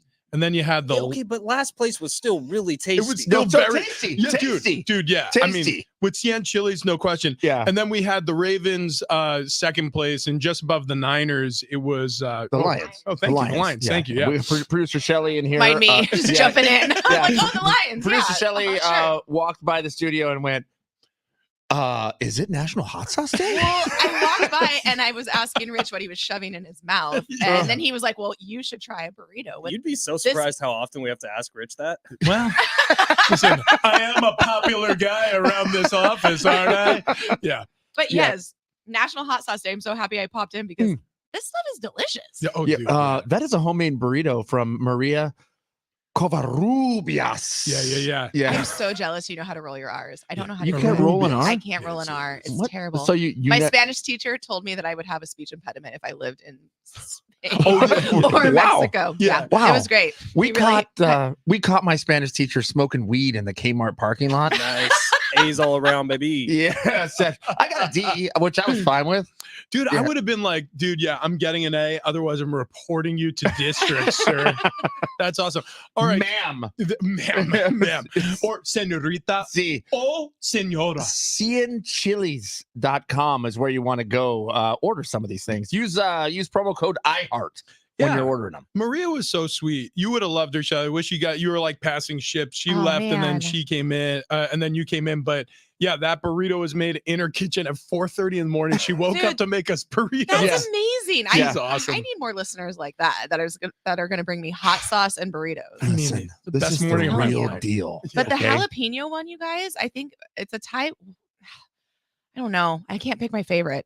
Well, the actual Between the hot mustard? sauces were all very good, but that mustard, The was mustard one. otherworldly. I don't Right. even know what to Yeah. use it. I'm gonna put it on flank steak. Yeah, tonight. I think steak is the move Yeah. I for the feel like mustard. You can almost pour but it on the a Thai salad. bird one is also. Yeah. Dude, now you're just talking dirty. To me. What? All right, I gotta go, you guys. I'm gonna shut up. salad? Whatever. I got my own show. I love salad. I know. Wow. I'm gonna get in trouble for being. I've never said But I'm I gonna love take more- salad. I'm gonna take more hot sauce. Yeah. Okay. Yeah. Okay. Yeah. Okay. Love you. Bye. Okay. Bye. Bye. Holy crap. Yeah, Um, this has been an awesome day. Hey, how bummed would you be Yeah. if the Super Bowl was pay-per-view? Oh, bummed. I would argue very. Very bummed. Yeah, Very yeah. bummed. Well, apparently that little peacock Chiefs, who was it? Dolphins game Yep. was a bit of an experiment to see if people would pay to play. And they did. See, but that wasn't a true pay-per-view. It was not. Like that was just sign up for a Peacock subscription and you Right. would get that game. But a true pay-per-view would be like how UFC does it or boxing does it, where it's $59.99 for one night of viewing, which by the way, for the Super Bowl, every household in America would pay. Why would they not do this? Well, I mean, part of it, that the reason they're not doing it is because of commercial endorsement deals. That Did you they're not still have those? Oh, I think they're still going to happen. But right now, is it ABC? Or I guess it goes back and forth between. This year it's CBS. Okay, so CBS has it. So CBS paid the NFL a boatload of money to have it on there. However, the NFL, if they wanted to increase revenue instantaneously, they would just let it go to pay-per-view. So the Messenger is an article that, or I should say is an outlet that I'm reading this article from about this. And one of the lines in it says, the reaction from fans, sports media is decidedly negative. Many arguing that paying more for the NFL was a slap in the face coming from a league that's already raking in $18 billion in annual revenue. And by the way, those are just estimates. We have no idea how much revenue that the the NFL actually makes because their books are closed. It's a nonprofit organization, guys. Obviously. Oh yeah, of course. Nonprofit though does mean you just spend all you make. But that's fine. Yeah. Nobody's making any money off the NFL. No, I mean people have to be paid to work Dude, there. yeah. Like $70 million. And it's fine. It just goes into the pockets of really good people. Look, so this from a representative from New York. This bait and switch is particularly egregious for consumers who already pay for NBC as part of their cable package. Since Peacock is a subsidiary of NBC Universal, this exclusive deal essentially double charges your loyal fans to watch games they thought they had already paid for. Let us watch the damn game. So now Congress is getting involved. And we all know, as soon as politicians start getting involved into sports, It's going to be pushed 10 years. It's just going to get so messy. So I think the NFL is walking on tenuous ground. Wasn't there was a time where when Donald Trump was the president that he was trying to strip the NFL of the nonprofit tag because it's so clearly a facade. Oh, yeah. Well, and also it's what do you call it? A tax haven also. Exactly. The most important thing that governments look at is like, wait a second, how are all these people getting rich and we're not? Right. We want more money. So that's what this country was founded on, damn it. That's right. An immoral, improper need for more money and things. Not for the people, for the government. America! We should run for president. Right. The three of us. I think this is one of those really, I'm telling you, we talk about the NFL and how big it is right now. And it seems like it'll never get knocked down. But we've seen this before. Do you want to know what the most popular sport at the turn of the century was in this country? Horse racing. Okay. You know, when the 1900s ticked over, like boxing in the 1920s was on top of the world. Nothing could touch boxing. It was the lead story in newspapers. I'm talking about in the paper, not just the sports section, the paper the next morning after a big title bout. The NFL could too fall from grace if they try to squeeze their fans too hard. And they're starting to get into that territory. Yeah, I agree. I think they're dancing the line here. I mean, look, would viewership drop? Yep, because part of that would be all of a sudden, instead of it being every household has it on, you're going to have multiple people go to one house to watch the game. Yeah. However, if they're charging 60, 70, $100 for the game, all of that would be profit. I mean, all of a sudden they'd make billions off of one game. Off of one single game. It's pretty smart to me. Well, and also I would spin it if I were the NFL and their public relations department. I'd be like, look, we're trying to bring people together. Like everybody was in their separate households. We want everybody to come together and watch the game together. So that's why we offer our discounted rate of $150 per view on Super Bowl 58. Do you guys ever? But if you're not together in one room, we'll charge you $49 if there's only one person watching. It'll match up with the number. So it's Super Bowl 58. So you'll pay $50 per television set. But see, 58. What I don't know, like, because I've watched pretty much every UFC card over the last year and a half, like at least bits and pieces of it. I've never once paid for one though, because like they're on at restaurants. It may not be something you want to. No, like I go to restaurants to watch it or bars. Is he goes to his dad's house, who pays for it? No, Hooters has them on every single weekend. So, but like, wouldn't that just be the bigger thing for the Super Bowl? Is people going somewhere to watch? I agree, and people obviously do that anyways. Like the bars are filled on Super Bowl Sunday. How often do you go to Hooters? Every weekend? You know, since they were like one of the first places to open up during the pandemic, and UFC was the only sport on during the pandemic, and I didn't want to pay $69.99 for every single UFC card. So my buddy Peter and I would go to Hooters for the fights. Or their $69.99 wing special. Right. Ow! Nice. And I wasn't the only one there. Like there's a lot of people watching UFC at Hooters every weekend. Yeah, you and the rest of the UFC watchers in air quotes. We get it, big dog. We get it. Anyways, great wings. Anyways, yeah, right. No, dude, I love the flappers. Good anyways, look, if Hooters, if you want a show, this is the one, man. It's Big Red, Steed, and Fletch. We're going to be giving away concert tickets to Bush coming up in the show. Also, we got to get back. Speaking of Hooters, we gotta go. Goodbye. We'll be back.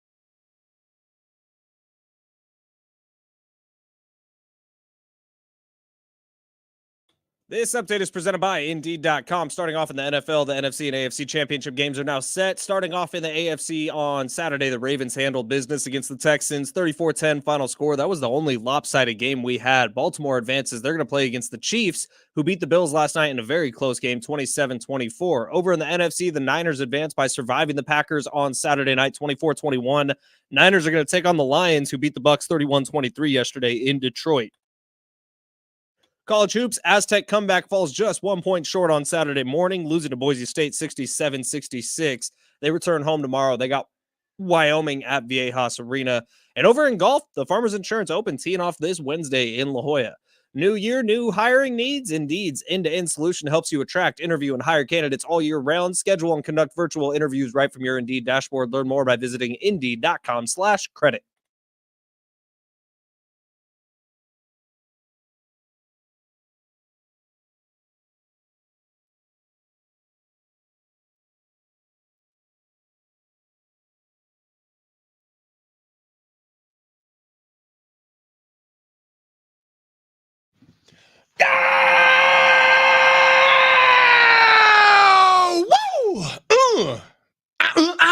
Happy Monday to those who celebrate. Big Rich TD and Fletch with you on National Hot Sauce Day. I had completely forgotten that it was National Hot Sauce Day until Maria Cavarrubias. Nope, Cavarrubias. There you go. Jumped in studio with us, and she brought in CN Chili's hot sauce. Again, trying to help out a local company, one that's building here in San Diego. Maria's company is called CN Chili's. You could go to cnchilis.com, save 15% on your hot sauce order. We tried all 4 of the offerings. All 4 of them were home runs.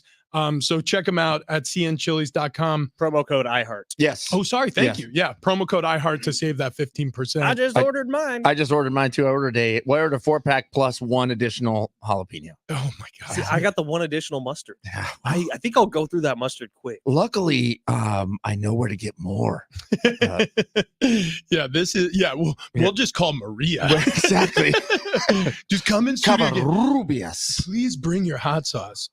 Speaking of hot sauce, Patrick Mahomes last night, it really did feel like a return of what we've known him to be over the course of his career. Just a winner in the playoffs. The Chiefs are hot. The drops have kind of disappeared, which is that weird to anyone else, or are they just not targeting the guys who'd been dropping balls? Well, no, I think they were targeted. I don't know. They were holding on to the ball. Travis Kelce had a great game. Now, Kadarius Toney didn't play in the game, and that was quote unquote injury. I think they might be just keeping him out. Maybe. Yeah, it could be. But I do think Travis Kelce having a good game is huge for the Chiefs. I think that makes everything click when all of a sudden Travis Kelce's there. No doubt. And then you what I loved about the game is the Chiefs had to beat the Bills because the Bills threw the best punches they had. Like Josh Allen played out of his mind. He was the leading rusher on the day for the Bills. He was also a really good and as always, I shouldn't say as always, but he's consistently a great passer in this league. And the weather didn't play a huge role. Maybe it had an effect on Tyler Bass when that kick was going to miss no matter what. And maybe, it shanked it, but I think people don't understand like the wind even lightly blowing. And it was like, if you looked at the flags from the opposite end zone, when they gave you that shot, you could see the flags were a little bit whipping from right to left as he was looking at the goalpost. And I think some of these guys psych themselves out. Like they think like, oh, I got to overcorrect. And then he ends up mishitting the ball and it goes way left. And your heart breaks for him, but we got it, right? We got exactly what we wanted. Allen, Mahomes, down the stretch, just like Peyton Manning and Tom Brady used to do it. And Mahomes actually spoke about this post game. We have some sound from him when he got to the podium. The media was just talking about this matchup and the fact that they faced each other so many times in the postseason. Obviously, Mahomes is 3-0 now against Allen in the postseason. But what it means to him, what it means to fans watching the game, here's Patrick Mahomes.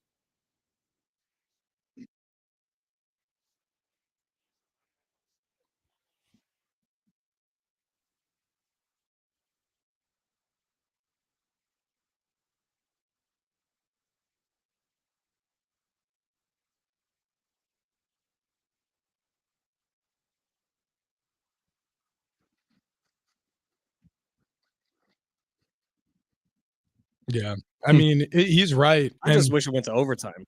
I think we all do for both of the games. Like, honestly, I'm happy with how the Niners game ended. But as an unbiased fan, like, I wish that game went to overtime because it would have been for better drama, and that came down to a missed kick. And then I wish the Chiefs Bills went to overtime, and they didn't because it came down to a missed kick. Like, at some point, and I know it's unrealistic, but please stop making kickers so impactful. Like, think about the Bills team. How hard every single person on that team worked all year long. And Tyler Bass, I'm sure he worked hard too. Kickers have a good work ethic, whatever, but great personalities. But when you look at what it comes down to, all the guys who spent all the hours in the weight room, all the guys who spent all the hours literally getting their faces kicked in by other people, and it comes down to a 115-pound kicker shanking the ball. That doesn't feel football to me. That's part of the chess match, man. That's part of the pieces. That's the same. This to me feels the same argument. Feels like the same argument as I don't like the penalty of it being a touchback when the ball is a fumble and rolls into the back of the end zone. So this is just part of the game to me. So this doesn't have any other feeling of if Stephon Diggs drops a pass in the end zone. Okay. Well, the 20-yard line. But Rich, you've been on teams where kickers have royally effed things up for you. What is that feeling walking into the locker room knowing you played well enough to get it to overtime, but the kicker missed a kick? Yeah, it hurts. It hurts a little bit worse if you like your kicker because then your heart breaks for him. But like I played with some guys who were jerks at that position who I didn't really particularly like as people. Name names. I will not. But there have been moments where I'm like, it sucks that we lost, but if we're gonna lose anyway in a game that close, I'm glad it's on that jerk. You know what I mean? Like screw him because honestly, like. They can work hard. I'm not saying all kickers are jerks. They're not. Most of them are actually really pleasant people. Most of them are really good golf buddies. But they're the ones that hold you up on the tarmac because they're bringing their golf clubs. I've never played with a team that allowed a kicker to bring his clubs on a road trip. But I'm not saying it doesn't happen or that they don't rent clubs on when they get to the certain destinations. I'm shocked that the Arizona Cardinals didn't allow their kicker to. That was Jay Feely, and I'm going to be honest with you. I'm pretty sure he put up a stink about it. Like, what do you mean I can't bring my clubs? But like all you need is one. By the way, he's yeah. All you need is driver if you're asking Travis Dale. But yeah, look, I think when I was a player, I actually disliked that part of the game more. As a fan, I agree with TD. Like after leaving football. And being like, it should be all on us as offense or defense. We should just play 4 downs. There shouldn't be a kicker. I mean, you barely need kickoffs anymore, the amount of touchbacks. So, like, it's kind of an antiquated, vestigial part of the game. But as a fan, I kind of like the drama it creates. And the fact that as a coordinator, when you're facing a 4th and 3 and, you're within 3 points for the tie or you could go for the win, it's like, what are you going to do? It's kind of a short 4th and 3. We got a really good play, but do we trust him from 48 yards out? It's a little windy. Like, I love the drama that decision creates. I also, as much as I hated losing, I also love hearing from both sides of the aisle. Like, I love hearing from the winner we just did, Patrick Mahomes. I like hearing from Josh Allen after a loss. I like to hear the headspace of the guy who literally gave his all, like a warrior, battled all night long and came up just 3 points short of going to the championship game. Here's Josh Allen post-game.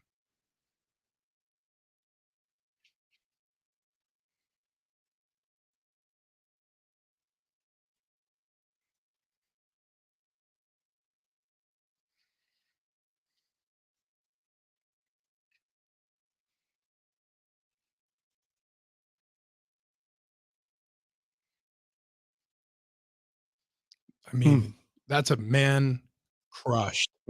That's a man defeated. That's what real care and love for anything sounds like. When you care about anything, like with that much, with all your heart and you pour yourself into it, when it doesn't work out for you and you had a chance at it, that feeling, again, it's a feeling that everybody has experienced in your life. But the unfortunate reality of sports is you get your heart torn out so many times. And it's now his job. It's your job as an athlete to come back, put the pieces back together a couple days later, a couple weeks later. For some guys, it takes longer. And you've got to find a way to figure out how to get yourself back into mental and physical shape to do it all over again. It's brutal. So I remember a few years ago, it might have been Josh Allen's first playoff run, and he was playing against the Deshaun Watson Houston Texans. It was either the wild card round or the divisional. I can't remember exactly. But Josh Allen was the reason the Bills lost that day. and it was turnovers late. They had a lead, they gave it up. But you look fast forward to this year and what happened last night. I have no questions about Josh Allen, the quarterback. I have no questions about Josh Allen, the player. I think he's fantastic. And if we had that draft that you were talking about, Rich, where all the quarterbacks are available and I get to pick one, it wouldn't take long for me to get to Josh Allen. In fact, it'd probably be right after Patrick Mahomes, because I feel like you can put the trust of a franchise in Josh Allen. And no matter what, year after year, he is going to give his absolute all. I love Josh Allen. I wish he was the Niners quarterback. Whoa. I wasn't expecting that. But I get it. Like, because when you look at a player who can take over games like Brock Purdy, he can throw the ball and make some nice plays. There's no question about it. I think that overall he's been very clutch, considering how little experience he has in the league. I mean, not a great example of that in the divisional game against the Packers, but overall he's been incredible. Okay, but say the Niners lost that game. Right. Like, you would have serious questions about Brock Purdy moving Exactly. forward. The Bills lose that, I have zero questions about Josh Allen. That's the point. Yeah, Because you nailed it. Josh Allen, he takes over games, and he took over this game. If they would have won, if Tyler Bass knocks that through and they win in overtime, it's the Allen game. Right, we remember it that way, because even Stephon Diggs, he didn't come up big. He was doing it with Dalton Kincaid and with Knox, his other tight end. Diggs had the chance. He had the chance. chance. There. It was right there for him. It was a bomb of a pass. Perfect because remember, throw. the Bills were all the way on inside their own 20, and he launched it all the way to the other 20-yard line. 65 yards through the It air. was ridiculous, and it went straight through Diggs' arms. Like That was the play. Okay. Josh Allen threw for 2 touchdowns. He ran for 1. Ran for 1. Yeah, I think it was flipped. I think threw for 1, ran for 2. Maybe that was it. He Yeah, you definitely might be ran right. Yeah, for 2. 3 touchdowns total on his name. He was Because of Josh responsible Allen. for like 89% of the team's touchdowns this year. It's ridiculous numbers. And when you look at the stats, actually do tell the story in the case of Josh Allen. Like, he was that good this year. And I feel bad that it was like the week 1 performance that kind of gave him a bad rap, because he was fantastic all year long. Should have gotten more consideration for the MVP, if you ask me. First back-to-back games this season that he hasn't thrown a pick, though, that he hasn't had a turnover. And the biggest time, man. Right. No, He comes without up doubt. like that. But you know what, though? As the season went on, watching the Bills, some of the turnovers, in my personal opinion, were excused because you went, well, this guy's going out here and balling, man. He's trying to make something happen. And yes, there are mistakes made. Some of them tip passes or tip balls, whatever it may be. Phillip Rivers. They threw a lot of picks, but they Ex- threw picks trying to make something happen. And you respect it. You respect that game. God, watching Josh Allen is fun. Yeah. I mean, it's fun watch. And it's close games with the Chiefs always. Like that conference championship game on the road in Kansas City back in 2020, a 38-24 final in that game. You look at the next year they get knocked out in the divisional round in OT from Kansas City. That obviously was the 3 scores in the last 2 minutes of that game. They had like 5 lead changes in the fourth quarter. And then this one, a 24-27 final, and any little moment could have been the moment.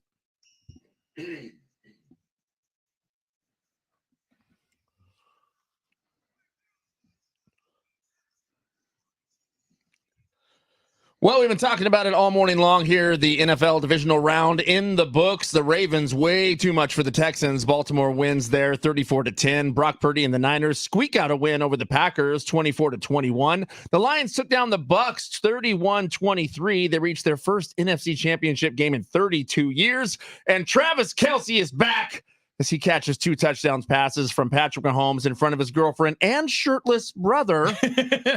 The Kansas City Chiefs advanced to their 6th straight AFC championship game with a 27-24 win over the Buffalo Bills. In college hoops, the Aztecs lose a heartbreaker to Boise State Saturday night, 66-67. Wyoming coming to town tomorrow night. Fans and the team, I think, bummed they're not headed to Laramie. Beautiful place. That's right. Beautiful place. That's right. As we've discussed in the past. Yeah, actually not going to Laramie at all this year. It's a mistake. No. Wow. It's not a Absolute true mistake. round robin because there's 20 possible games, but every team only plays 18. That disappoints me. Yeah, that's very sad. Well, I will cancel any plans I had to go to Laramie. In the NBA, the Lakers chevied the Trailblazers, 134-110. Forgot about this. The Clippers started New Jersey.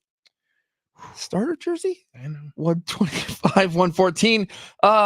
The Nuggets hand wash, she intend only the Wizards, 113-104. Wait a second. Who won that game? That's the part that always confuses me. The Nuggets won. Oh, got it. Clearly, Okay, that really they matters. obviously had yeah. Washington, the Wizards. Right, got it. Okay. Okay. The Magic Bienvenidos a Miami. 105-87. That's a Boston. Will Smith line. That is, yeah. Yeah. Boston cream pie the Rockets. Oh, 116, no. 107. No, What? wait. What? It's a family show. You ever had a Boston cream Oh, pie? Boston cream pie. Yeah, oh, come on. yes. I'm Good very God. familiar. I I just thought don't you were. think that belongs with a IED at the end. Yeah, I Well, thought. that's what happened. I thought that's what you happened. were talking about something else. I don't know what you're talking about. Okay, I mean, I have no idea. And on National Hot Sauce Day, the Suns picante sauce the Pacers. 117, 110. That the might hell be out. my favorite one ever. Picante paste him. They This paste would have been in my picante them. halftime, but I didn't do a halftime today because we were busy. But did you guys see what happened in golf? No. Holy crap. So Paige this, Sporonic teamed up with Live Golf. no, maybe she did an interview with Preston DeChambeau, but a 20-year-old won the freaking PGA West American Express tournament over the weekend.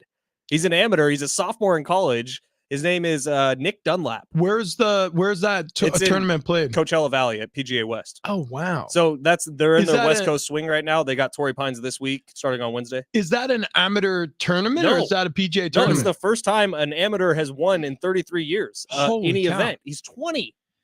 Hmm. Now, What's his name again? Nick Dunlap. Oh, the okay. PGA Tour is a little watered down because of how many people have left for Live. Yeah, So the field is a little more open right now, but still, 20 years old. 20 years old, winning Sophomore a tour in event. college. That's nuts. He That is just got nuts. so rich out of nowhere. Oh no, his life changed completely. Like And- this morning, waking up, the money's in his account. And also, yeah, well, exactly. First of all, your tour winnings, and then all of a sudden your sponsorship opportunities ignite, and then your following on social media. I mean, he just changed his life. I don't know if he qualifies for the money. Good question. Do they pay? They probably changed the rules to compete of with NIL. Live. I know for Live. Oh, and also because of NIL. Yes, for that's years, correct. amateurs couldn't get paid even if they finished high. I think they're Wow. allowed. They were to. doing drugs out on the course. That's right. Yeah. Unbelievable. These guys were smoking peyote in the Now- desert of Coachella Valley. The whole NFL scripting They really. all finished high. You guys see the NFL scripted thing heated up over the weekend because there was a graphic on Canadian TV that had Niners Ravens. Yeah. Yeah. Golf is freaking scripted, bro. I'm going to call that one out right now because this is back-to-back years now where we've had unheard of stories near the beginning of the PGA Tour season. You remember a year ago with the tour pro from Dallas, Michael Block. He's actually from Dude. Southern California. Then this year, an amateur winning this Right. early. I think they're trying to draw people in a little more. That's fascinating. Hmm. By the way, Torrey Pines this week. It starts on Wednesday because they don't want to compete with the NFL on Sunday, so it's an earlier start. But I can't wait. Torrey Pines is looking rough. Just like last year, raining right Yeah. up to the event. This So- is one of those tour events that pros know. If you're playing, it's sort of the unofficial kickoff of the PGA Tour season. Like a lot of guys won't make the trip out to the Hawaiian Islands. A lot of guys won't play in the smaller events leading up to Torrey Pines. But the Farmers Insurance Open always is a draw. Usually you get some of the big names, Mickelson when he was still playing on the PGA Tour, Tiger Woods, Bryson, those guys. I mean, it's going to be a different looking field, obviously, because Live Golf has taken a lot of the stars of the game. You're But- down to like Rory, Jordan Spieth, and Justin Thomas are your Yeah. stars that Yeah. are left. But it'll still be a great competition out there, and it's always fun to get out to Torrey Pines. All right, we have Lions 49ers. We have Ravens Chiefs. The championship weekend is set. The table is set. And so we got to talk about it. We got to give an early preview to those games, the matchups we like the most, the games we're going to be tuning in for and have the most interest. That's next.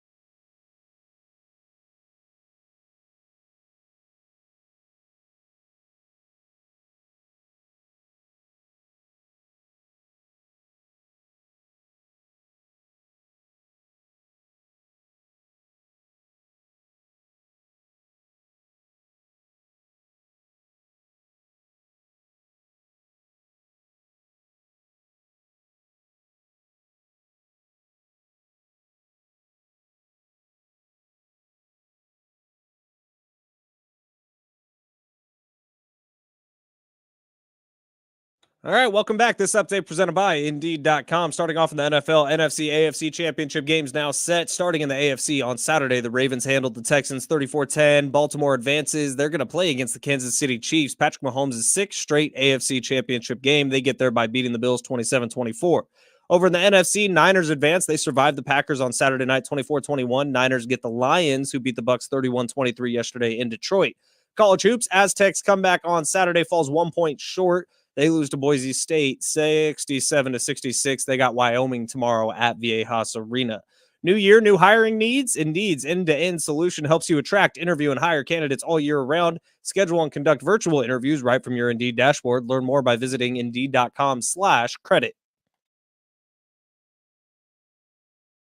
Big Rich CD and Fletch, San Diego Sports 760. Be careful out there. It is really, really wet. Rain coming down by the gallons. It's raining cats and dogs, so watch out for cats and dogs. And if you heard that warning we just gave out on the air, pretty much every county or little town in San Diego was mentioned. Yeah. So yeah, no one's safe. And I will go ahead and put money on the fact that it's already flooding in Mission Valley. I was planning on grilling a flank steak tonight, covered in Cien Chili's mustard sauce. It's San Diego, you probably will be able to. Yeah, it'll be like sunny by the time I get to dinner time. The gnarliest videos, anytime anything floods, is always Pacific Beach. Oh, it's always by me. Well, or when we get those king tides, which happened recently at Mission Beach or Mission Boulevard, all those houses that are pushed up against the boardwalk, the tide will bring the water right up to the seawall.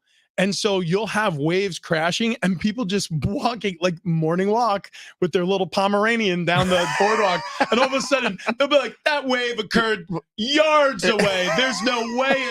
And then all of a sudden it's like dogs in someone's backyard and they're pressed up against somebody's gate. It's really kind of terrifying depending on the age of the people getting slammed by the water because it's forceful. I don't know if the rain has ever stopped me from grilling. Really? Let's go out there. Yeah, it'll slow the cooking time down. I'll tell you that much. I don't have an awning where my Traeger is set up, and I always worry about the electronic components. Oh yeah, yeah. I've never. I got to get like a cover or like some sort of pergola. Right. What is a pergola? I don't want to go into it. When you're a homeowner, which will be soon, right? You're going to, especially since you're probably gonna have to get a bigger place. Because congratulations, we heard that you and Kendall conceived after the holiday party. Right. No, wait, what? What? You guys didn't, do the what do you call it, the horizontal Chicken two-step, dance? the chicken. By the way, why was it that Rich and I were up on the balcony of the boat and we're watching you and Kendall leave? Oh yeah, what's going on with that? The boat was docked. They were telling us to get off. Yeah, but they actually escorted us off. Yeah, see, you did it the wrong way. What you do is you hide from them until they literally grab you by the arms and say, "Sir, you're going down the gangway. Yeah, we need to clear this for our next cruise," which is exactly how we left. The captain literally came out of the quarters. He was like, "Ahoy!" I was like, I didn't know people actually said that on boats. And he goes, yeah, why are you guys still here? Yeah, but I question we have to make way for the next cruise. There was a 9 o'clock cruise. Yeah, right. Sure, buddy. Sure, Cappy. Yeah. Capitan. Can I tell you guys quickly about the hell that I endured on Saturday night? What happened to you? Well, the 49ers won, so that part was good. Oh, yeah. I was going to say, it should have been a great night. Okay, so Saturday night, on Tuesday of last week, I had made plans with Jonathan Rifkind and his lovely girlfriend, Jenna. They were going to come over. We were going to barbecue for the game. It was going to be great. That was going to be how I watched the Niners game. Yeah. Friday, Kendall texts me and says, hey, don't plan anything for Saturday night. We're going over to one of my coworkers' house to watch the 49ers game. They're having a watch party. I said, well, we made plans with J. Riff and Jenna. They're coming over. And she was like, oh, I forgot about that. Just push them till halftime. I was like, we had these plans set. It's on the calendar. You talk about the calendar. It's on the calendar. Yeah. So we're going to this watch party. What she failed to tell me was that it was a Packers watch party. Everybody in the house was diehard screaming Packers fans. I would have walked home. My ass shows up. I got my Niners socks on. I got my Niners hat on. I got my red flannel on. I'm like ready to go. I walk in the door, immediately greeted by like, what the F are you doing here? Like this wasn't friendly watch party between no, these guys were serious Packers fans. Wow. That is it. It's a setup. They call that the Cincinnati setup, except it happened here in San Diego. and it was a Packers watch party. And Kendall knew what she was doing Oh. Why did Kendall do that to you? because she's mean. Wow. No, she is. You know what? I would go into your little black book of future dealings and just scratch off one of her birthday presents That's right. for next year. That's right. Yeah. Right. Well, you got Valentine's Day on the way. Yeah, That's Richard's not birthday. May not anymore. happen. Yeah, we're Yeah. celebrating my birthday instead of Kendall's No, Valentine's you know Day. what I did? I said, you know what, sweetheart? I need a week. Get the hell out. That's not yeah. really what I. Yeah. But she is gone all week, You got the house to yourself. all week long, baby. Oh my Best bracket gosh. ever. Yeah. She's going to Disney World. I'm staying home. He's going to be wearing Disney World. 49ers socks and only 49ers socks. You're damn right. From Monday through Friday. Okay. Speaking of the 49ers, they're going to be hosting the Detroit Lions in the NFC Championship game. That's all coming up next weekend. Also, Ravens hosting the Chiefs. All right. We know where Fletch is going, but TD, which game are you looking forward to the most? You know, man, the game I'm looking forward to the most is probably the Ravens-Chiefs game. However, I think the Lions are going to win here. Oh, I would think love to the put something on Lions this. Oh my Let's God. make are a bet. going to Not like beat the Hot chip Niners. bet, but close to it. Let's Okay, make a bet. Go, Like- let's go. So what kind of bet are you thinking? I don't know, but think it needs to be embarrassing for the loser. What? Jesus. Publicly Okay, humiliating. What? Like if the Niners win, you have to wear my Niners sock on, and you have to walk outside. there are odds out. There are odds out on the championship game. Does anybody want to guess what the Niners are favored by? 6.5. Yeah, that's what I was gonna say. Dude, we 100%. So I Not a said, guess. I thought, You already know? Oh, yeah, you should. Oh, come on. So I guessed earlier the number's probably 6 or 6.5. It is exactly that. So Lions dogged on the road 6.5. Chiefs are dogged on the road 3.5, depending on what book you're looking at. So yeah, the Lions are the longest shot on the board. Look, can the Lions win? No question. Mhm. I think the Lions can win this football game. But it's going to take Brock Purdy having a bad game again. It's going to take Deebo Samuel not ready to play again. It's going to take Kyle Shanahan making another big mistake in another big playoff moment. It's going to take all that plus the Detroit Lions not making the mistakes. Correct. You know, the Detroit Lions playing the sort of game that's been representative of this culture Dan Campbell has created, and Jared Goff playing the sort of football that he's been playing as quarterback for the Detroit Lions. But You both should take the Lions. You My- both should. And my- we should make a bet. I just wanna see them in my the Super fear with this is the Detroit Lions have already felt like they won their Super Bowl, getting to this championship game. Yeah, you know what's That's great my about fear. teams of destinies? Sometimes they run into a brick wall, and his name is Nick Bosa. Jesus, he is so fired up, and Yeah. it's only Monday. Oh, it's only going to get better. Skims.com. Do you realize that from here on out it only gets worse? He has a house to himself. He can create he can put up like posters that Kendall refused to let him put up. I don't even Dude, need my do you AirPods do to that? listen to the Niners podcast. Wait, like I can his- just listen to it. The back of the bathroom door is going to be a full length poster of Nick Bosa and his Skims. It already is.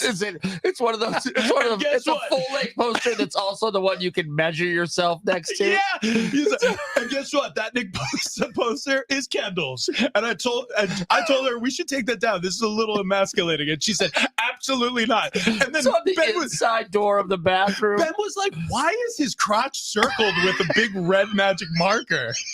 This is really uncomfortable." There's no easy way to say this, so I'm not going to say it. What's it going to be? If Kendall were to get a hall pass with Nick Bosa, I think I'd be okay with it. Sweet. That's Oh my God! What is going on? As long as I can be there. I would understand. Let's put it that way. I would understand. Kendall, ask for his autograph. Kendall, where's the tripod? My hands are shaking.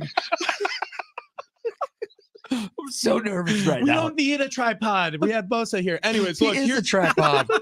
All right, we'll get to the Chiefs Ravens on the other side. It's Big Rich, TD Fletch. But first, before we run, want to talk to you about my feet. The Good Feet store, Speaking of running, has been so good to me.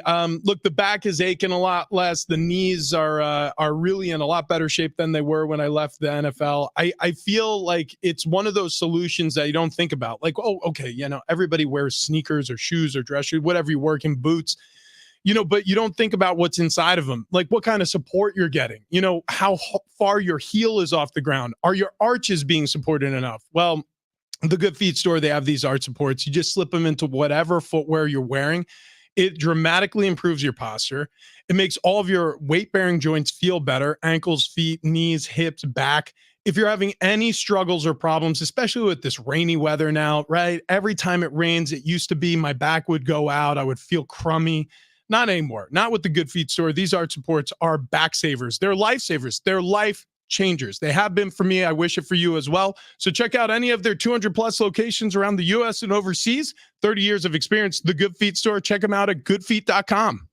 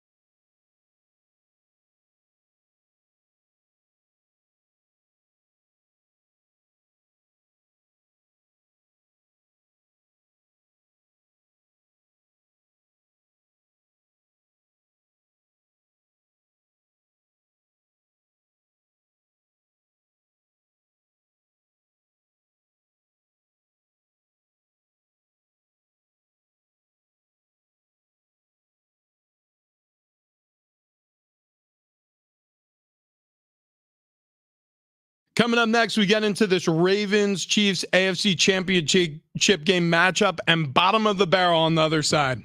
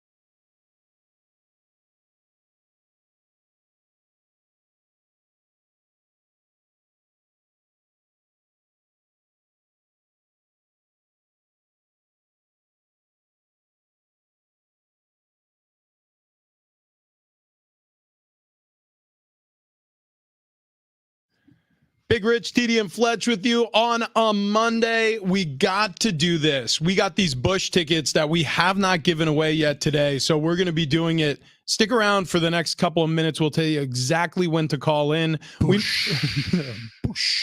You remember those commercials? I love them. I do too. Companies are starting to set up their Super Bowl commercials. You've seen the insurance one. They're bringing the caveman back. You know which one I actually thoroughly enjoy, which I'm waiting for like a 3-minute video of, is the iPhone video or the iPhone commercial where it's like a rap. It's an outlet. Oh, it's actually a pretty catchy song. Yeah, the outlet's sad that they're not using the charger as much anymore. I'm in on that. By the way, we are weeks away from one of our better TikToks, the VR porn. Remember with the Apple thing? That's right. That gets released in like 2 weeks. Dude, VR. Weeks. So it's the Apple VR whatever the headset is. VR Pro or and like $3,500. Yeah, which is worth it if you're gonna go to Pornhub.com. No, I'm just kidding. You're gonna go to cnchilies.com on National Hot Sauce Day and use promo code iHeart, and you could save 15% on your hot sauce purchase. That's right. I'm sure however you want. I'm sure Maria loves the segue into that ad read.